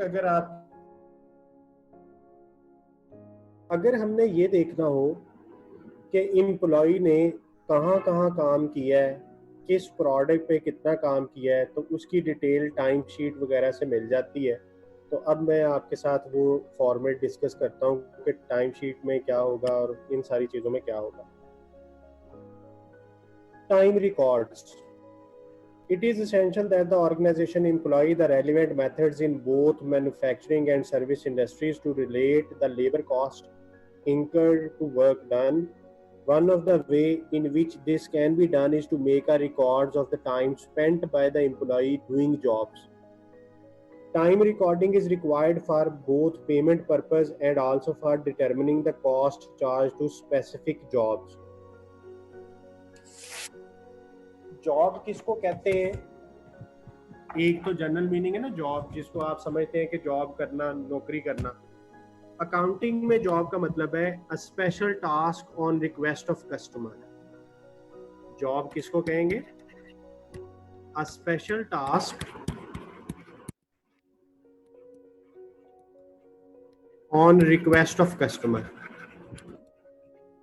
एक कस्टमर आया, उसने आपको कहा मुझे ये काम करवाना है। मैं आपको इसकी एग्जांपल देता हूँ। कार रिपेयरिंग, आपकी गाड़ी खराब हुई, आप वर्कशॉप लेके गए। तो जब आप वर्कशॉप गए तो आपने उसे बताया कि मेरी गाड़ी को ये मसला है, तो उन्होंने आपको एक वर्कर अलॉट कर दिया और एक फॉर्म उसे दे दिया। तो उस वर्कर की सारी रिकॉर्डिंग वहां पे होगी कि इस बंदे ने काम किया था, ये काम किया है। अब उन्होंने वो काम किया है जो आपने उन्हें कहा है कि मेरी गाड़ी को ये मसला है। उन्होंने अपनी मर्जी से कुछ नहीं किया, तो इसलिए ये जॉब बन गई। तो इसलिए ऐसी सारी इन्वायरमेंट जहां पे स्पेशल रिक्वेस्ट ऑफ कस्टमर पे काम होता है वो जॉब नेचर कहलाता है। इस पे हमने पूरा एक चैप्टर पढ़ना है जॉब कॉस्टिंग के नाम से। तो यहाँ पे वर्ड जॉब आया था, इसलिए मैंने आपको बता दिया कि जॉब का मतलब ये है। तो कहता है वर्कर ने किस किस जॉब पे काम किया। अब वो मैकेनिक, वर्कशॉप में जो मैकेनिक है वो एक दिन में 10 गाड़ियां सही करता होगा, हो सकता है 20 करता हो। तो उसने पूरे दिन में किस किस गाड़ी पे काम किया है, किस किस जॉब पे काम किया है, ये उसकी डिटेल उसकी होनी चाहिए। तो इसी तरह कहता है कि ये डिटेल्स बनानी चाहिए ताकि हमें पता चल सके कि किस जगह पे क्या क्या काम हुआ है। तो ये कुछ जनरल थ्योरेटिकल पॉइंट्स हैं जिनको आपने खुद से गो थ्रू करना है। एक्टिविटीज का रिकॉर्ड होना है, period related time sheet, task related. तो अगर टाइम शीट पीरियड से रिलेटेड है तो पीरियड रिलेटेड टाइम शीट है, अगर टास्क से रिलेटेड है तो टास्क रिलेटेड है। तो ये जनरल थ्योरेटिकल है, इस सिंपल है, इसको आप पढ़ लीजिएगा। अगर कोई कंफ्यूजन आए तो इसे डिस्कस कर लेंगे नेक्स्ट क्लास में। जी, इसका फॉर्मेट है कि डे 1, हफ्ते में 5 दिन के हिसाब से उसने डे 1 कितने बजे आया, कब खत्म हुआ, कितने घंटे काम किया, प्रोडक्शन क्या हुई, सुपरवाइजर के साइन हो गए यहाँ पे। तो इसी तरह ये 5 दिन का हिसाब हो जाएगा। कितना टाइम उसे दिया गया था, कितना टाइम उसने सेव किया। ये कॉन्सेप्ट अभी हमने डिस्कस करने हैं कि टाइम अलाउड का क्या मतलब है, टाइम सेव्ड क्या है, इसका आर्ली रेट क्या था, कितने आवर्स, कितनी पेमेंट हुई, बोनस इसको कितना दिया, टोटल कितना दिया। तो ये हर एम्प्लॉय का एक डिटेल बन गई। अच्छा, जो डिपार्टमेंट आपकी वेजेस की कैलकुलेशन करता है उस डिपार्टमेंट को कहते हैं पेरोल डिपार्टमेंट। याद रखिएगा, पेरोल डिपार्टमेंट का काम क्या है? एम्प्लॉयज के डाटा को कलेक्ट करना, उसकी बेस पे वेजेस कैलकुलेशन करना, वेजेस का डेबिट क्रेडिट करना। तो ये पेरोल डिपार्टमेंट का काम है। तो preparation of payroll, payroll department ये काम करेगा। इसे भी याद रख लीजिएगा, थ्योरेटिकल एमसीक्यू में आ सकता है। ये जो अकाउंटिंग फॉर लेबर कॉस्ट है ये मैं आपको पढ़ा चुका हूँ, कौन सा अकाउंट डेबिट होना है, कौन सा अकाउंट क्रेडिट होना है। ये उसने एक टी अकाउंट बना दिया है लेबर का। ये डायरेक्ट लेबर कॉस्ट का कॉन्सेप्ट है, ये इनडायरेक्ट लेबर कॉस्ट का कॉन्सेप्ट है। ये जो टी अकाउंट बना हुआ है ये मैं आपको किसी इलस्ट्रेशन से बना के दिखाऊंगा, फिर आपको ये समझ आ जाएगी। अभी हम इसको स्किप कर रहे हैं, आपको टी अकाउंट भी लेबर का बनाना सिखा देता हूँ। जी देखें ये डाटा आ गया जी, इससे बनाना है। The following information is taken from the payroll record. Basic पे डायरेक्ट वर्कर्स की इतनी है, इनडायरेक्ट की इतनी है, टोटल इतना है। ओवर टाइम पे बेसिक डायरेक्ट की और इनडायरेक्ट की इतनी है, प्रीमियम डायरेक्ट और इनडायरेक्ट का इतना है, ट्रेनिंग कॉस्ट इतनी है, सिक पे इतनी है, आइडल टाइम इतना है। Using the information given complete the labour account. अच्छा, अब लेबर के अकाउंट में हमने एंट्री जब की थी तो हमने कहा था wages control account debit, wages payable credit, और उसमें हमने इन सब का टोटल लेना होता है। यानी जितने भी खर्चे थे, ग्रॉस वेजेस सारी की सारी, बेसिक प्रीमियम सारी चीजें जो भी हम पे कर रहे हैं इन सब का टोटल कर लेंगे, वो ग्रॉस वेजेस है। ठीक है, जैसे कि पिछले पेज पे देखिए,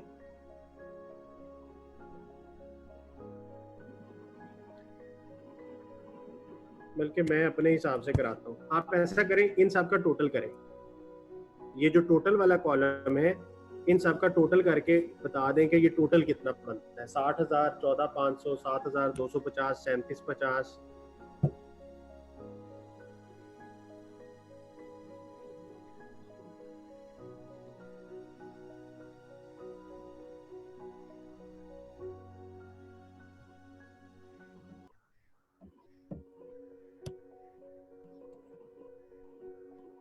$87,700। ओके जी, ये आपकी टोटल ग्रॉस वेजेस बनी जो आपने पे की डायरेक्ट को और इनडायरेक्ट को। अब हमने इसकी ग्रॉस वेजेस की एंट्री क्या पड़ी थी, हमने कहा था वेजेस कंट्रोल अकाउंट डेबिट,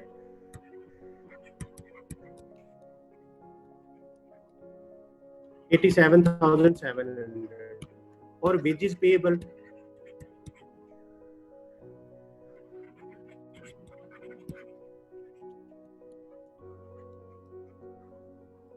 $87,700।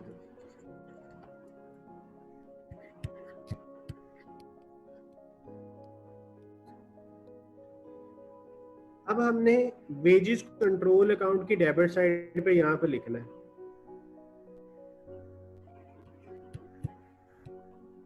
और किसका रेफरेंस आएगा, वेजेस पेएबल का, क्योंकि वेजेस कंट्रोल अकाउंट में बना रहा हूं। ये वाला अकाउंट में कौन सा बना रहा हूं, कंट्रोल अकाउंट। तो कंट्रोल अकाउंट डेबिट हुआ 87,700 से, और क्रेडिट हुआ वेजेस पेएबल। तो मैंने डेबिट साइड पे 87,700 लिखा, और किसकी वजह से, पेएबल के अगेंस्ट। अब इसमें से वर्क इन प्रोसेस में कितना जाएगा, क्योंकि अगली एंट्री हमने की थी work in process debit, FOH debit और वेजेस कंट्रोल क्रेडिट।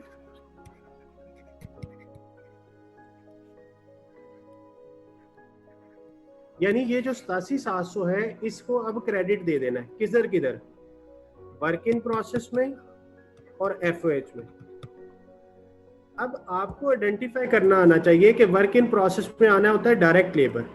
अब जितनी चीजें डायरेक्ट लेबर है ना, मैं उन्हें ब्लैक से टिक करूंगा। ये भी डायरेक्ट लेबर है, ये भी डायरेक्ट लेबर है, बस यही दो चीजें आपकी डायरेक्ट लेबर बनेंगी, क्योंकि प्रीमियम इनडायरेक्ट होता है, ट्रेनिंग कॉस्ट इनडायरेक्ट है, सिक पे इनडायरेक्ट है, आइडल टाइम इनडायरेक्ट है। तो इसका मतलब है वर्क इन प्रोसेस में 53,000 जाएगा,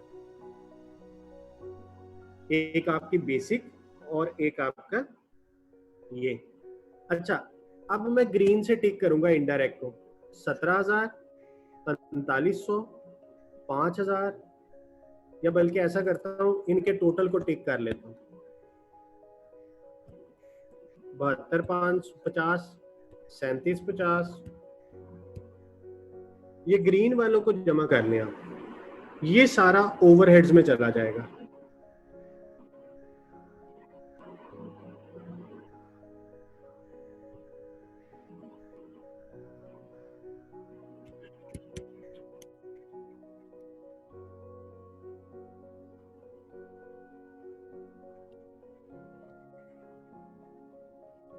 तेरह 200 जी, ठीक है।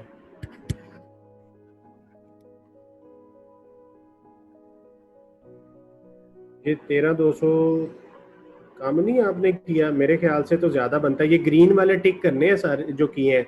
17,000 तो एक यही है, 17,4500 और बाकी ये 27,450 या 34,700। अब मुझे आप काफी डिफरेंट आंसर बता रहे हैं। ये जो भी है आप उसे लिख लीजिएगा जी। मुझे आपने एक आंसर बताया 34,700, मैं ये लिख लेता। तो यहाँ पे 34,700 आ जाएगा और इन दोनों का सम इतना बनता है। क्रॉस चेक कर लें, 53,000 और 34,700 का टोटल करके देख लें क्या 87,700 बनता है। अगर सही है तो ठीक है। तो ये देखें जी, ये वेजेस कंट्रोल अकाउंट जो है ये हमने कर लिया। अब देखिए ये जो 34,700 है इसको हमने एक ही जगह FH में लिख दिया, जबकि इसने पिछले पेज पे क्या किया हुआ है, वो अलग-अलग लिखता है। वो वर्क इन प्रोसेस को इकट्ठा लिखता है और बाकी हर चीज को अलग-अलग लिख रहा है। तो ऐसे भी लिख सकते हैं, इन सब का सम इकट्ठा भी लिखा जा सकता था और अलग-अलग भी लिखा जा सकता था, तो इससे कोई फर्क नहीं पड़ता। ये आपकी सिस्टम है कि आप कितनी डिटेल से दिखाते हैं। तो जब आप इस इलस्ट्रेशन का सोल्यूशन देखेंगे तो उसने भी अलग-अलग दिया होगा, लेकिन उन सब का सम 34,700 ही बनेगा और ये फिर 87,700 ये डेबिट साइड और ये क्रेडिट साइड जो है ये टैली हो जाएगी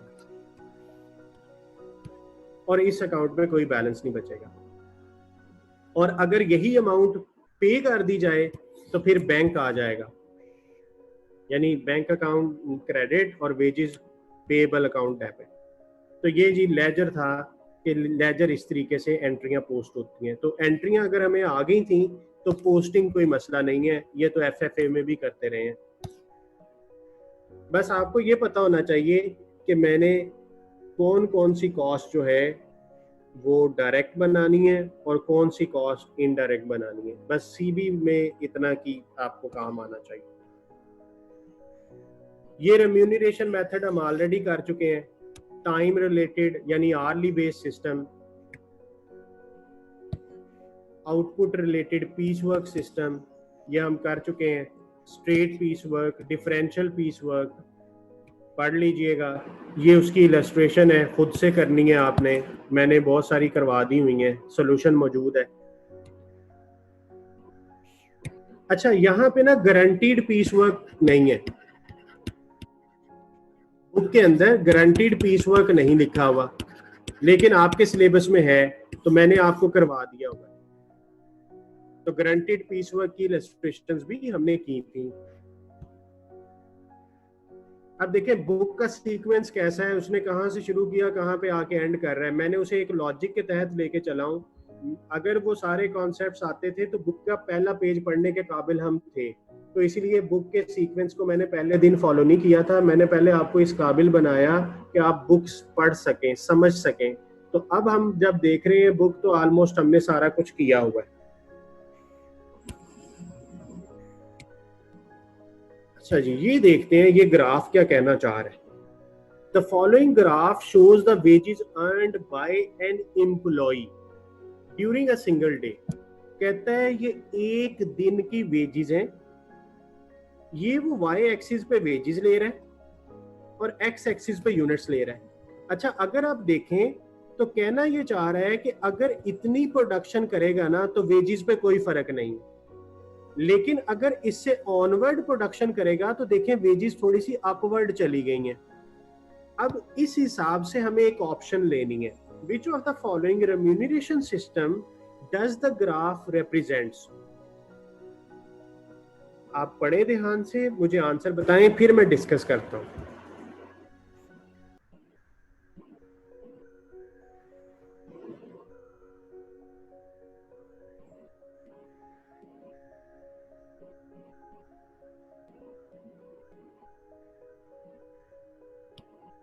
जी आंसर मुझे काफी आ गए हैं, मैं देख लेता हूं।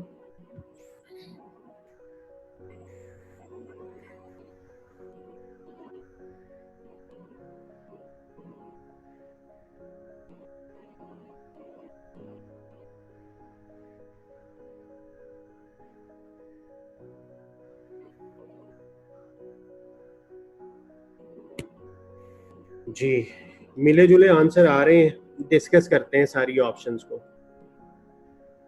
देखो बच्चों, इतनी आउटपुट तक ना आपकी वेजेस फिक्स है। सपोज कर लेते हैं ये 100 लिखा हुआ है, यानी अगर 100 यूनिट तक बनाओगे ना तो आपकी वेजेस फिक्स है।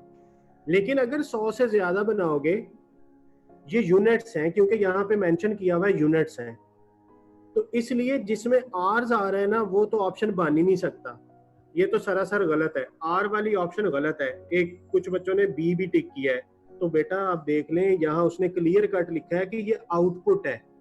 आपने आर्स वाली ऑप्शन किस हवाले से टिक कर ली है? तो आर्स की तो लॉजिक नहीं बनती थी। अच्छा, अब ये यूनिट्स हैं, तो 100 यूनिट्स तक यही रेट है, इतनी वेजेस बनेगी आपकी। रेट की बात नहीं कर रहे, वेजेस की बात कर रहे हैं। लेकिन अगर 100 से ज्यादा बनाओगे, यानी अगर 100 से कम बनाए तो भी इतनी वेजेस है। मसलन इस बंदे ने कुछ भी प्रोडक्शन नहीं की, जीरो पे, तो जीरो पे भी इतनी तनख्वाह ले रहा है, तो इसका मतलब है ये गारंटी है ना। जीरो बनाएगा फिर भी इतने पैसे हैं, 10 बनाएगा फिर भी इतने पैसे हैं, 50 बनाएगा फिर भी इतने पैसे हैं, इवन 100 बनाए फिर भी इतने पैसे हैं। तो इसका मतलब है ये गारंटी दी हुई थी उसे कि तुम कुछ भी ना बना सको तो हम तुम्हें इतने पैसे फिर भी दे रहे हैं, जीरो पे भी पैसे मिल रहे हैं उसे। Piece work with guarantee minimum daily wage, यानी उसके साथ हमने एक गारंटी किया हुआ है कि तुम्हें कम से कम इतने पैसे मिलेंगे, लेकिन अगर तुम इससे ज्यादा बनाओगे तो ज्यादा मिलेंगे। So D is the right answer. तो जिन्होंने तो डी किया था ठीक है, जिन्होंने ए बी या सी में से कुछ किया था, मैंने उनको कॉन्सेप्ट बता दिया कि इसके अंदर देखें आपकी वेजेस फिक्स्ड है, एक सर्टेन आउटपुट तक फिक्स है।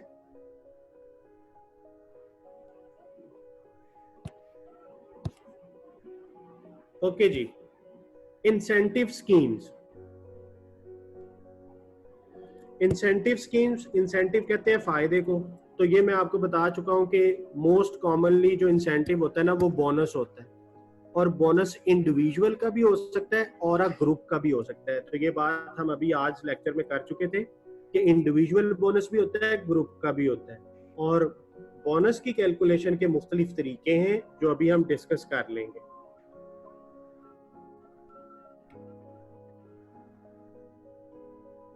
अब मैं आपके साथ एक कॉन्सेप्ट डिस्कस करना चाहता हूं, पहले वो समझे।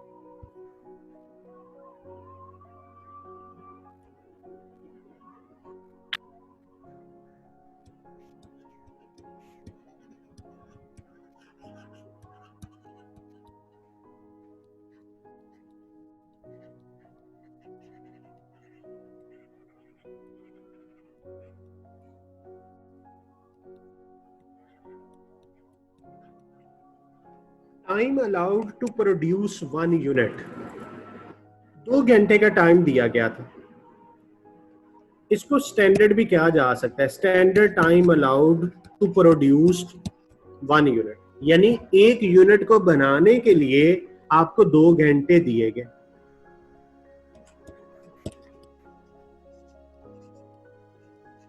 बजटेड प्रोडक्शन, बजटेड का मतलब होता है प्लान्ड, यानी हमने सोचा कि हम एक यूनिट 2 घंटे में बनाएंगे और हम 1000 यूनिट बनाएंगे। तो इसका मतलब है टोटल बजटेड टाइम कितना हो गया हमारा।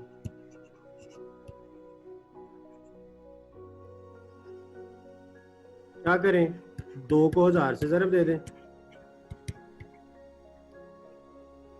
हमारा बजटेड टाइम इतना था। Budgeted time mean planned time. Budget कहते हैं प्लान को कि हम फ्यूचर में ऐसे करेंगे। अब एक्चुअल क्या हुआ? एक्चुअल यूनिट्स प्रोड्यूस्ड 1200 इन 2200 आवर्स।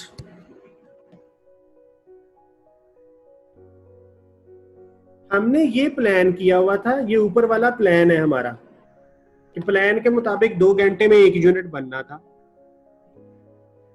हमने प्लान किया कि 1000 यूनिट बनाएंगे। इसका मतलब है हमारे प्लान के मुताबिक 1000 यूनिट 2000 घंटों में बनने चाहिए। लेकिन जब हमने काम शुरू किया तो हमने एक्चुअली 1200 यूनिट बनाए और 2200 घंटों में। अब हम देखना चाहते हैं कि क्या हमने ठीक काम किया, कंपैरिजन करना है। अब देखो 1200 घंटे, सॉरी 1200 यूनिट्स कितने घंटों में बनने चाहिए थे?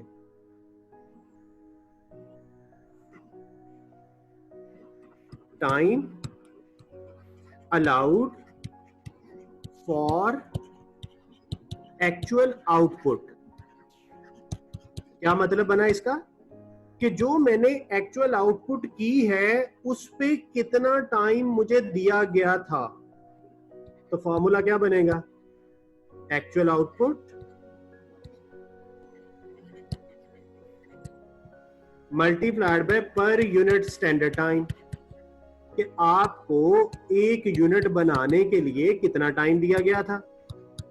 1200 यूनिट बनाए, एज पर स्टैंडर्ड मुझे 2 घंटे दिए गए थे 1 यूनिट को बनाने के लिए। तो स्टैंडर्ड टाइम अलाउड कितना था?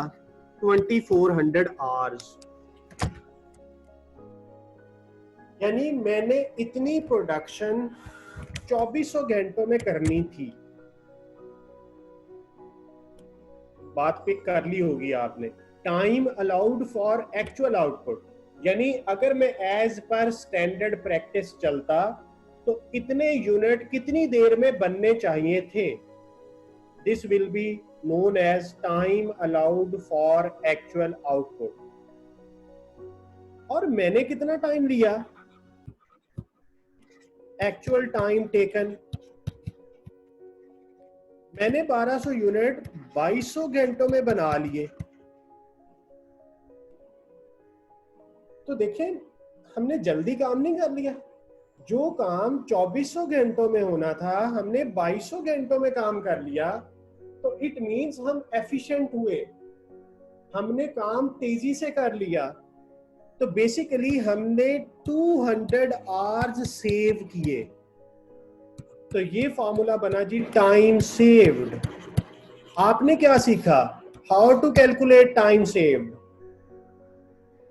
किसी भी चीज का टाइम सेव्ड फाइंड करना हो तो बेटा आपने ये ख्याल रखना है कि आपको वो काम करने के लिए टाइम कितना दिया गया था, टाइम अलाउड, और आपने वही काम कितनी देर में किया? 2200 घंटों में। तो आपने 200 घंटे सेव किए। अच्छा, आप कौन है? आप वर्कर हैं। तो वर्कर ने अगर 200 घंटे बचा लिए तो बेसिकली वर्कर ने 200 घंटे की वेजेस सैक्रिफाइस की है। देखो, अगर मैं स्लो काम करता तो 2400 घंटे की मजदूरी बननी थी और मैंने एफिशिएंसी दिखाई, अपना ही नुकसान कर लिया। तो वर्कर कभी ना कभी समझदार हो सकता है कि यार ये तो मैं अपना नुकसान कर रहा हूँ कि 2400 घंटों में करता काम तो 2400 घंटों की वेजेस मिलनी थी मुझे पर आवर बेसिस पे अगर आप पे कर रहे हैं, और मैंने एफिशिएंसी दिखाई, 2200 घंटे में काम खत्म कर लिया, 200 घंटे मैंने अपने जाया कर लिए। तो मैनेजमेंट इस चीज को देखते हुए वर्कर को एक इंसेंटिव देती है कि भाई अगर तुम टाइम सेव करोगे तो तुम्हारा भी फायदा है। फायदा क्या है? वो कहता है बोनस विल बी पेड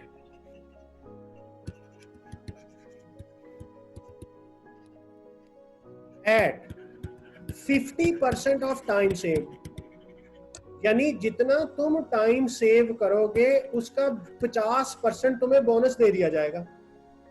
इसका मतलब ये हुआ कि इस फॉर्मूले को अगर मैं इक्वेशन में बनाऊं तो बोनस इक्वल होगा 50% ऑफ टाइम सेव। तो टाइम सेव कितना किया? 200 घंटों का। तो इसका मतलब है 50% जब आप लेंगे 200 का तो आंसर क्या आएगा? 100 आवर्स। अब बोनस तो रुपए में होता है at the rate basic rate, तो जो भी बेसिक रेट होगा आप उससे जरब दे देंगे। सपोज कर लेते हैं कि बेसिक रेट 10 है, तो इसका मतलब है इस वर्कर को $1000 का बोनस दे दिया गया, यानी अगर उसने पैसा बचाया तो उसका भी फायदा हो गया, बगैर मेहनत के 100 घंटे के पैसे दे दिए उसे। क्योंकि इशू यही बना था ना कि वर्कर कल को समझदार हो जाए कि यार मुझे क्या फायदा हुआ टाइम बचाने का, तो हमने उसे भी लालच दिया कि भाई अगर तुम टाइम सेव करोगे तो उसका 50% तुम्हें दे देंगे। हो सकता है हम 100% दे दें, हो सकता है हम 20% दे दें, वो डिपेंड करता है हमारी अपनी वर्कर के साथ निगोशिएशंस पे कि हम उसको कहाँ पे राजी कर लेते हैं। तो यहाँ पे बेटा आपने क्या सीखा? पहली चीज कि जो भी इंसेंटिव्स होते हैं वो नॉर्मली किसी बेस पे होते हैं। जो मैं आज क्लास के स्टार्ट पे कह रहा था कि हम पैसे बांटते नहीं है, हमने कोई क्राइटेरिया बनाना है कि भाई तुम्हें इंसेंटिव दूंगा तो इस बेस पे। तो जो पहला तरीका मैं आपको सिखा रहा हूं वो है टाइम सेव, यानी जितना टाइम आप सेव करोगे उसका एक सर्टेन परसेंटेज आपको पे कर दिया जाएगा और वो बोनस कहलाएगा।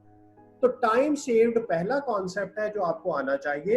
टाइम सेव्ड कैसे कैलकुलेट होगा, मैं रिपीट करता हूं कि आपने ये देखना है कि आपको कितना टाइम दिया गया था। उसके लिए आपको फॉर्मूला चाहिए, time allowed for actual output will be equal to actual output multiplied by per unit standard time. Per unit standard time दिया हुआ था। अच्छा, कुछ लोग सोच रहे होंगे कि 2000 से क्यों नहीं कंपेयर किया? बेटा ये 2000 घंटे थे 1000 यूनिट्स के लिए। हमेशा कंपैरिजन लाइक विद लाइक होना है। अगर 1000 यूनिट्स हैं तो एक्चुअल भी 1000 होते तो 2000 से कंपैरिजन कर लेते, कोई एतराज नहीं था। अब एक्चुअल क्योंकि 1200 है तो मुझे उसको 1200 के हिसाब से देखना है कि 1200 यूनिट के लिए मुझे कितना टाइम होना चाहिए था, तो 2400 घंटे। और एक्चुअल मैंने कितना टाइम दिया? 2200।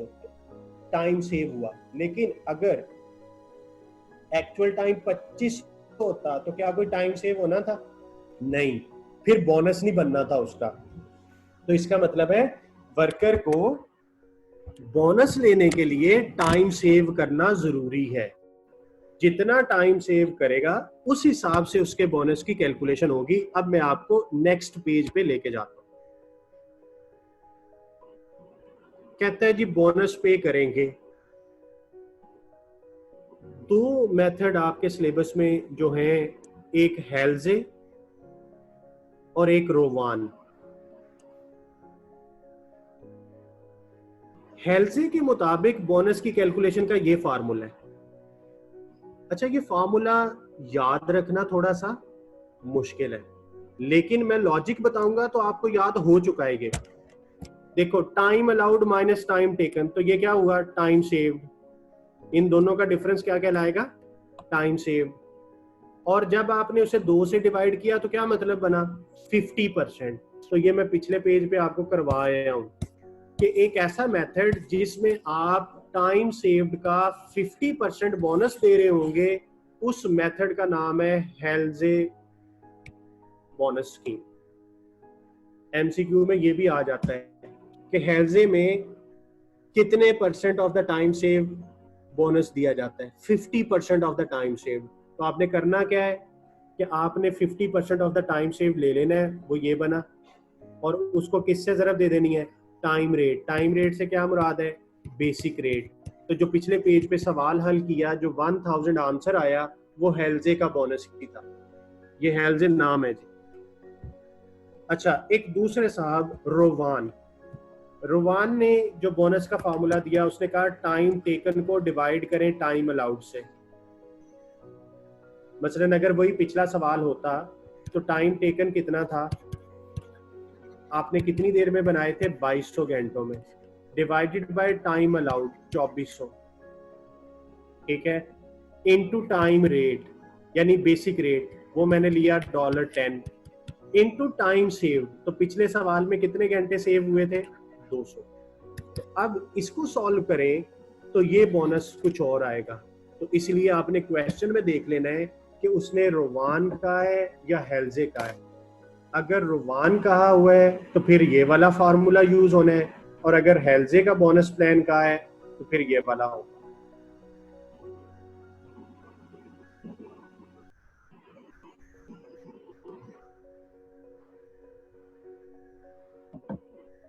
जी, अब कोई आंसर मेरा ख्याल है और आया होगा।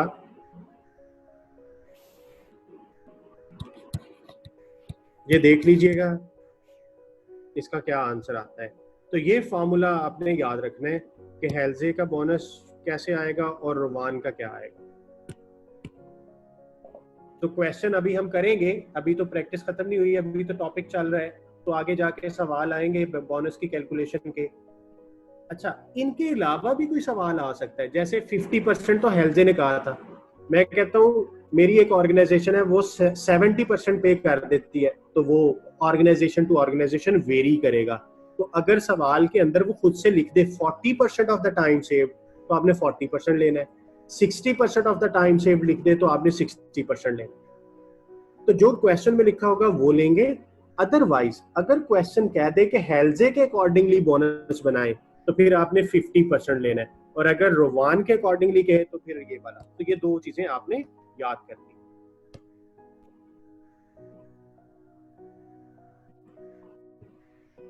अच्छा, फिर सम टाइम ऐसा भी होता है कि आप बेस बना लेते हैं कि तुम रोज जितना काम करोगे उस हिसाब से, जैसे अभी हमने सुजैन वाला क्वेश्चन किया था ना एक्टिविटी 20, तो उसमें हमने बोनस का क्या हिसाब दिया था कि 5 पाउंड दूंगा जितने कॉन्ट्रैक्ट्स तुम खत्म करोगे।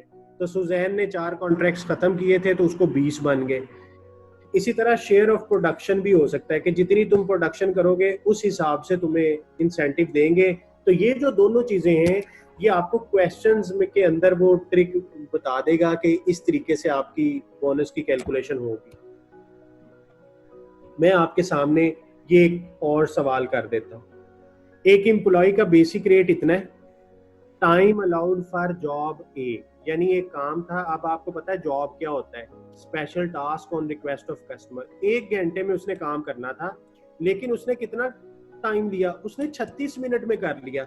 इसका मतलब है 1 घंटे में 60 मिनट थे, तो टाइम अलाउड 60 मिनट्स था, और इस भाईजान ने 36 मिनट में कर लिया एक्चुअल टाइम। तो इसने कितना टाइम सेव किया, 24। The employee is paid at a basic rate for the time allowed and the bonus. अब हमने बताना क्या है, total payment for job A. तो देखें जॉब ए के लिए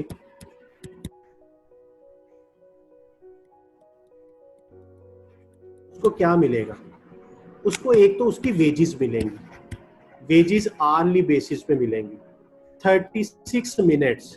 अच्छा, पर आवर रेट कितना है, 4.8, तो इसको पहले आवर्स में कन्वर्ट करें तो ये आवर्स बन गया इनटू 4.8।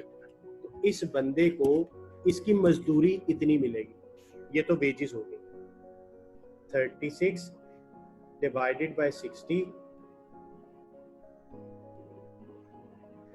तो ये आवर्स बन गए, इसको 4.8 से ज़रब दे दें तो 2.88 इसकी वेजेस बन गई।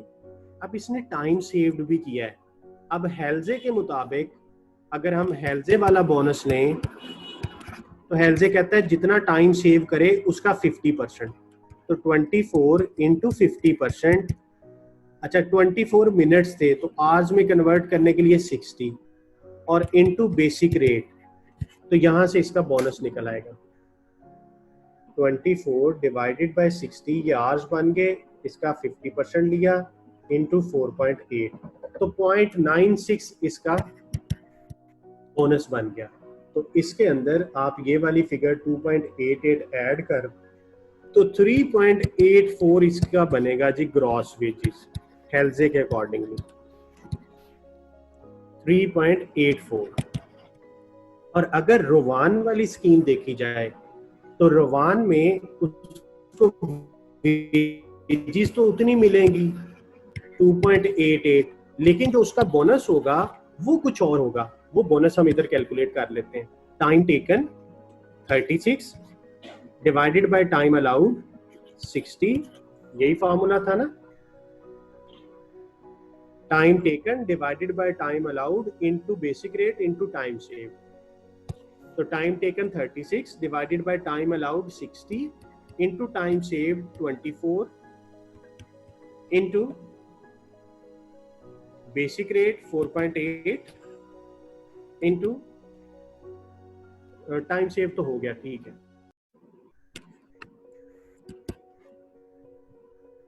तो ये अब ये जो 24 था, ये 24 क्या है, मिनट्स हैं। तो जब आप इसे सॉल्व करेंगे पहले वाले इतने पोर्शन को, तो ये बनेगा 36/60.6 इंटू 24, तो ये आया जी 14.4 मिनट्स। और इंटू रेट, तो रेट तो पर आवर है, तो इस मिनट को आवर्स में कन्वर्ट कर लें, डिवाइडेड बाय 60 करें और फिर 4.8 से ज़रब दे दें। तो इस सूरत में जो बोनस बनेगा वो बनेगा जी 1.152। तो आपकी जो टोटल ग्रॉस वेजेस हो जाएंगी वो इक्वल हो जाएंगी 2.88 ऐड करके 4.032। तो ये हम यहाँ पे लिख लेंगे। अब हम चेक कर लेते हैं, ये उसने 50% ऑफ द टाइम सेव लिया, तो 0.96, हमने भी बोनस 0.96 निकाला था।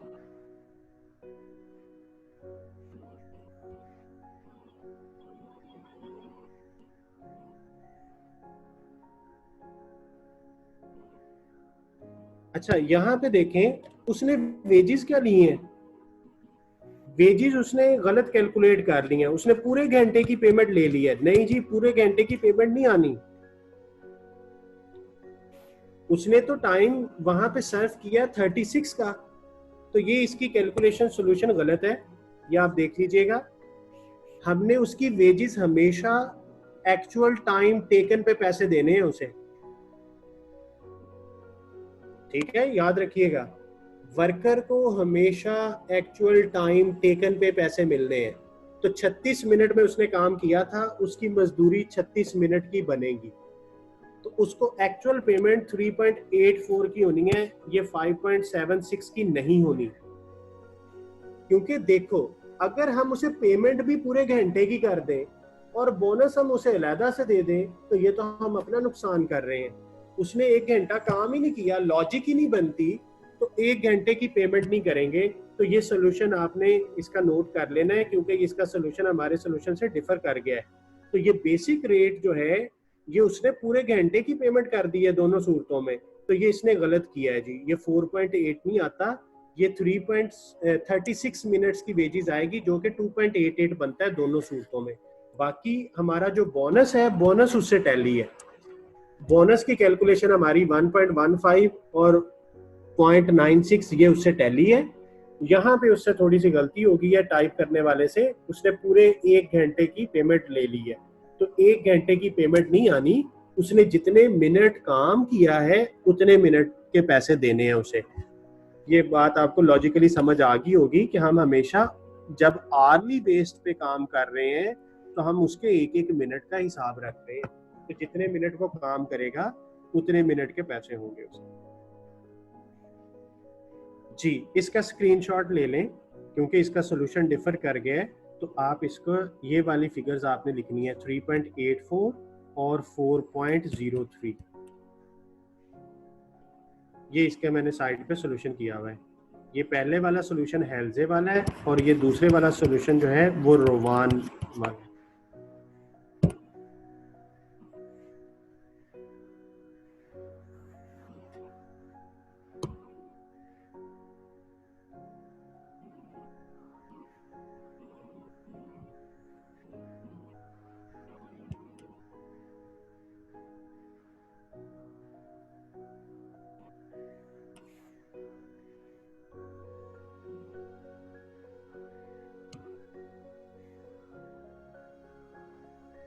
जी, ये अगला जो क्वेश्चन आ रहा है ना, ये ग्रुप बोनस का है।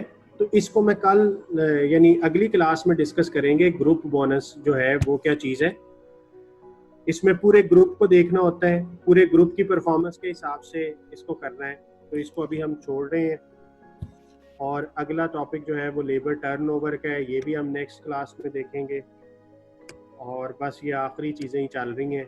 फिर नेक्स्ट वीक में हमारा जो ये लेबर वाला टॉपिक है ना, ये कंप्लीट हो जाएगा। हो सकता है पहली क्लास में ही, हो सकता है दूसरी क्लास में।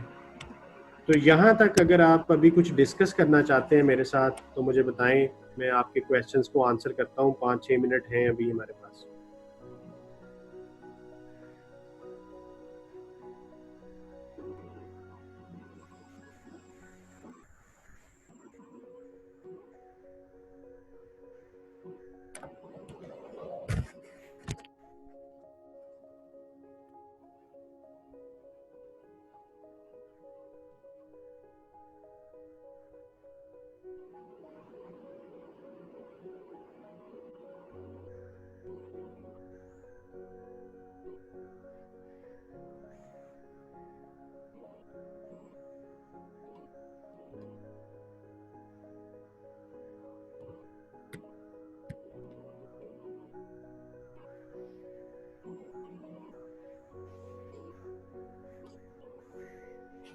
ये सारी ना बुक आपको पूरी अपलोड की हुई है। कैपलान की स्टडी टेक्स्ट, बीपीपी की स्टडी टेक्स्ट, ये ऑलरेडी गूगल क्लासरूम में है। आप वो पोस्ट सारी विजिट कर लें, वहाँ पे आपको बुक्स मिल जाएंगी।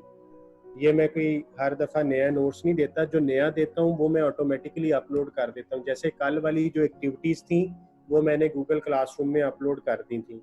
ये बुक ऑलरेडी अपलोड की हुई है जहाँ से मैं पढ़ा रहा हूँ। स्पीड तो यार ऑलरेडी बहुत स्लो है। अब मैंने तो 10 मिनट की ऑलमोस्ट ब्रेक दी, 5-6 मिनट पहले रुक गया हूँ। और बड़ा आहिस्ता आहिस्ता रिपीट कर करके चलते हैं।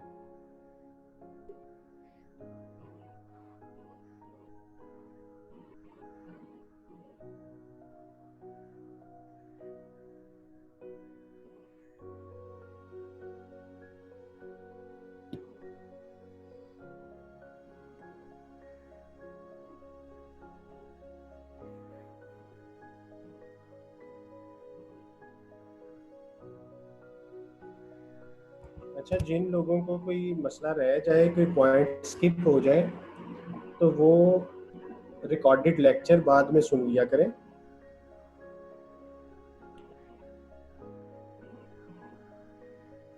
तो रिकॉर्डेड लेक्चर जो है वो आप जब सुनेंगे तो आपको वो सारे पॉइंट्स जो है वो क्लियर हो जाएंगे जहाँ पे आपको मसला आता है। कुछ बुक पढ़ा करें। हमारा जितनी भी आपने अकाउंटेंसी में चीज़ें पढ़नी है ना, सारी किताबों के अंदर लिखी हुई हैं। अगर आपको बुक पढ़ना आ गई तो फिर आपके लिए ये सीएमए क्वालिफिकेशन कोई मसला ही नहीं। ये जो आईसीएम में आपको कोचिंग प्रोवाइड करता है, तो आप कहेंगे कि अगर मैं इस काबिल हूँ कि मैं बुक समझ लूँ तो इस कोचिंग की भी ज़रूरत ना रहे। तो आप लोग जो चीज़ फोकस करने वाली है वो ये है कि आप अपनी रीडिंग स्किल्स को बेहतर करें। जो किताब में चीज़ लिखी हुई है उसका मतलब वही समझा करें जो लिखा हुआ है। अपने हिसाब से उसका मीनिंग ना डेवलप करें, क्योंकि आप अगर मेरे से भी सवाल जवाब करते हैं ना, तो वो उसके पीछे यही वजह होती है कि आप उसको कुछ और समझ लेते हैं। तो आप अपनी इस स्किल को इम्प्रूव करें कि आपकी जो लिसनिंग रीडिंग स्किल्स हैं वो बेहतर हो जाए।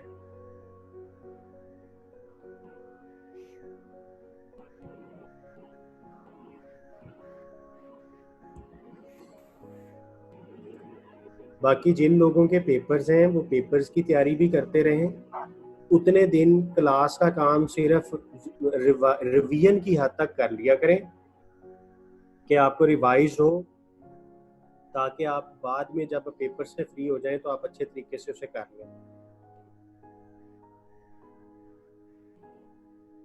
और पेपर की तैयारी अच्छे तरीके से करके पेपर दें। ये बड़ा अच्छा स्टेप है आप लोगों के लिए कि आपका टाइम बचे और आप साथ साथ पेपर भी देते जाएं।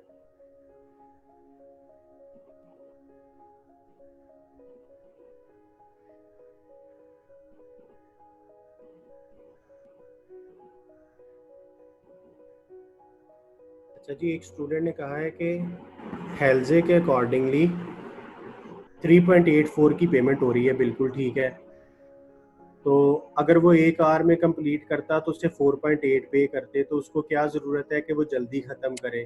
तो ये बात मैं आपको बेटा ऑलरेडी बता चुका हूँ कि वर्कर लालची हो जाता है तो वो पहले ख़त्म नहीं करता। लेकिन देखो 36 मिनट्स में मैंने ये काम ख़त्म कर लिया, मुझे मिलना चाहिए था 2.8, लेकिन मुझे 3.84 मिल गया, मुझे इतनी वेजेस मिल गई। अब जो बाकी 24 मिनट है ना, वो मैं दूसरे काम पे लगा लूंगा, मुझे उससे 24 मिनट के पैसे अलहदा से मिल जाने हैं, ठीक है। तो इसलिए उसका नुकसान नहीं हुआ, वो भी कोई इतना बच्चा नहीं है, उसने वही 24 मिनट कहीं और लगा लेने हैं, तो उसको वहां से पैसे मिल जाएंगे।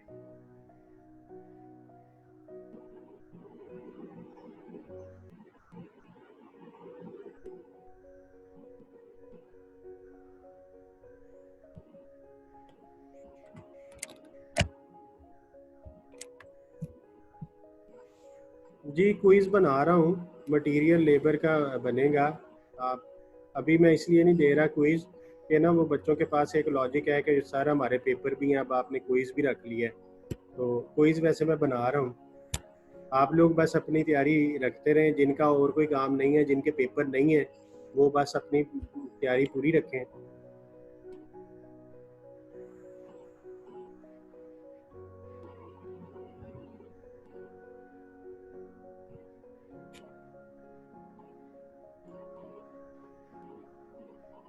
यार पेपर अभी कैंपस में नहीं होंगे, उसका अभी ऑर्डर अगर आया है तो आप हमारे साथ शेयर कर देना, मेरा ईमेल एड्रेस आपके पास है ना, तो मुझे आप ईमेल कर देना वो ऑर्डर जो आया है, मैं देख लेता हूँ। तो अगर ऑर्डर आ गया तो हम तो खुद चाहते हैं कि कैंपस खुले और हम आपके पेपर कैंपस में लें। चले ठीक है जी, अपना ख्याल रखिएगा, इंशाल्लाह फिर नेक्स्ट क्लास में मिलते हैं।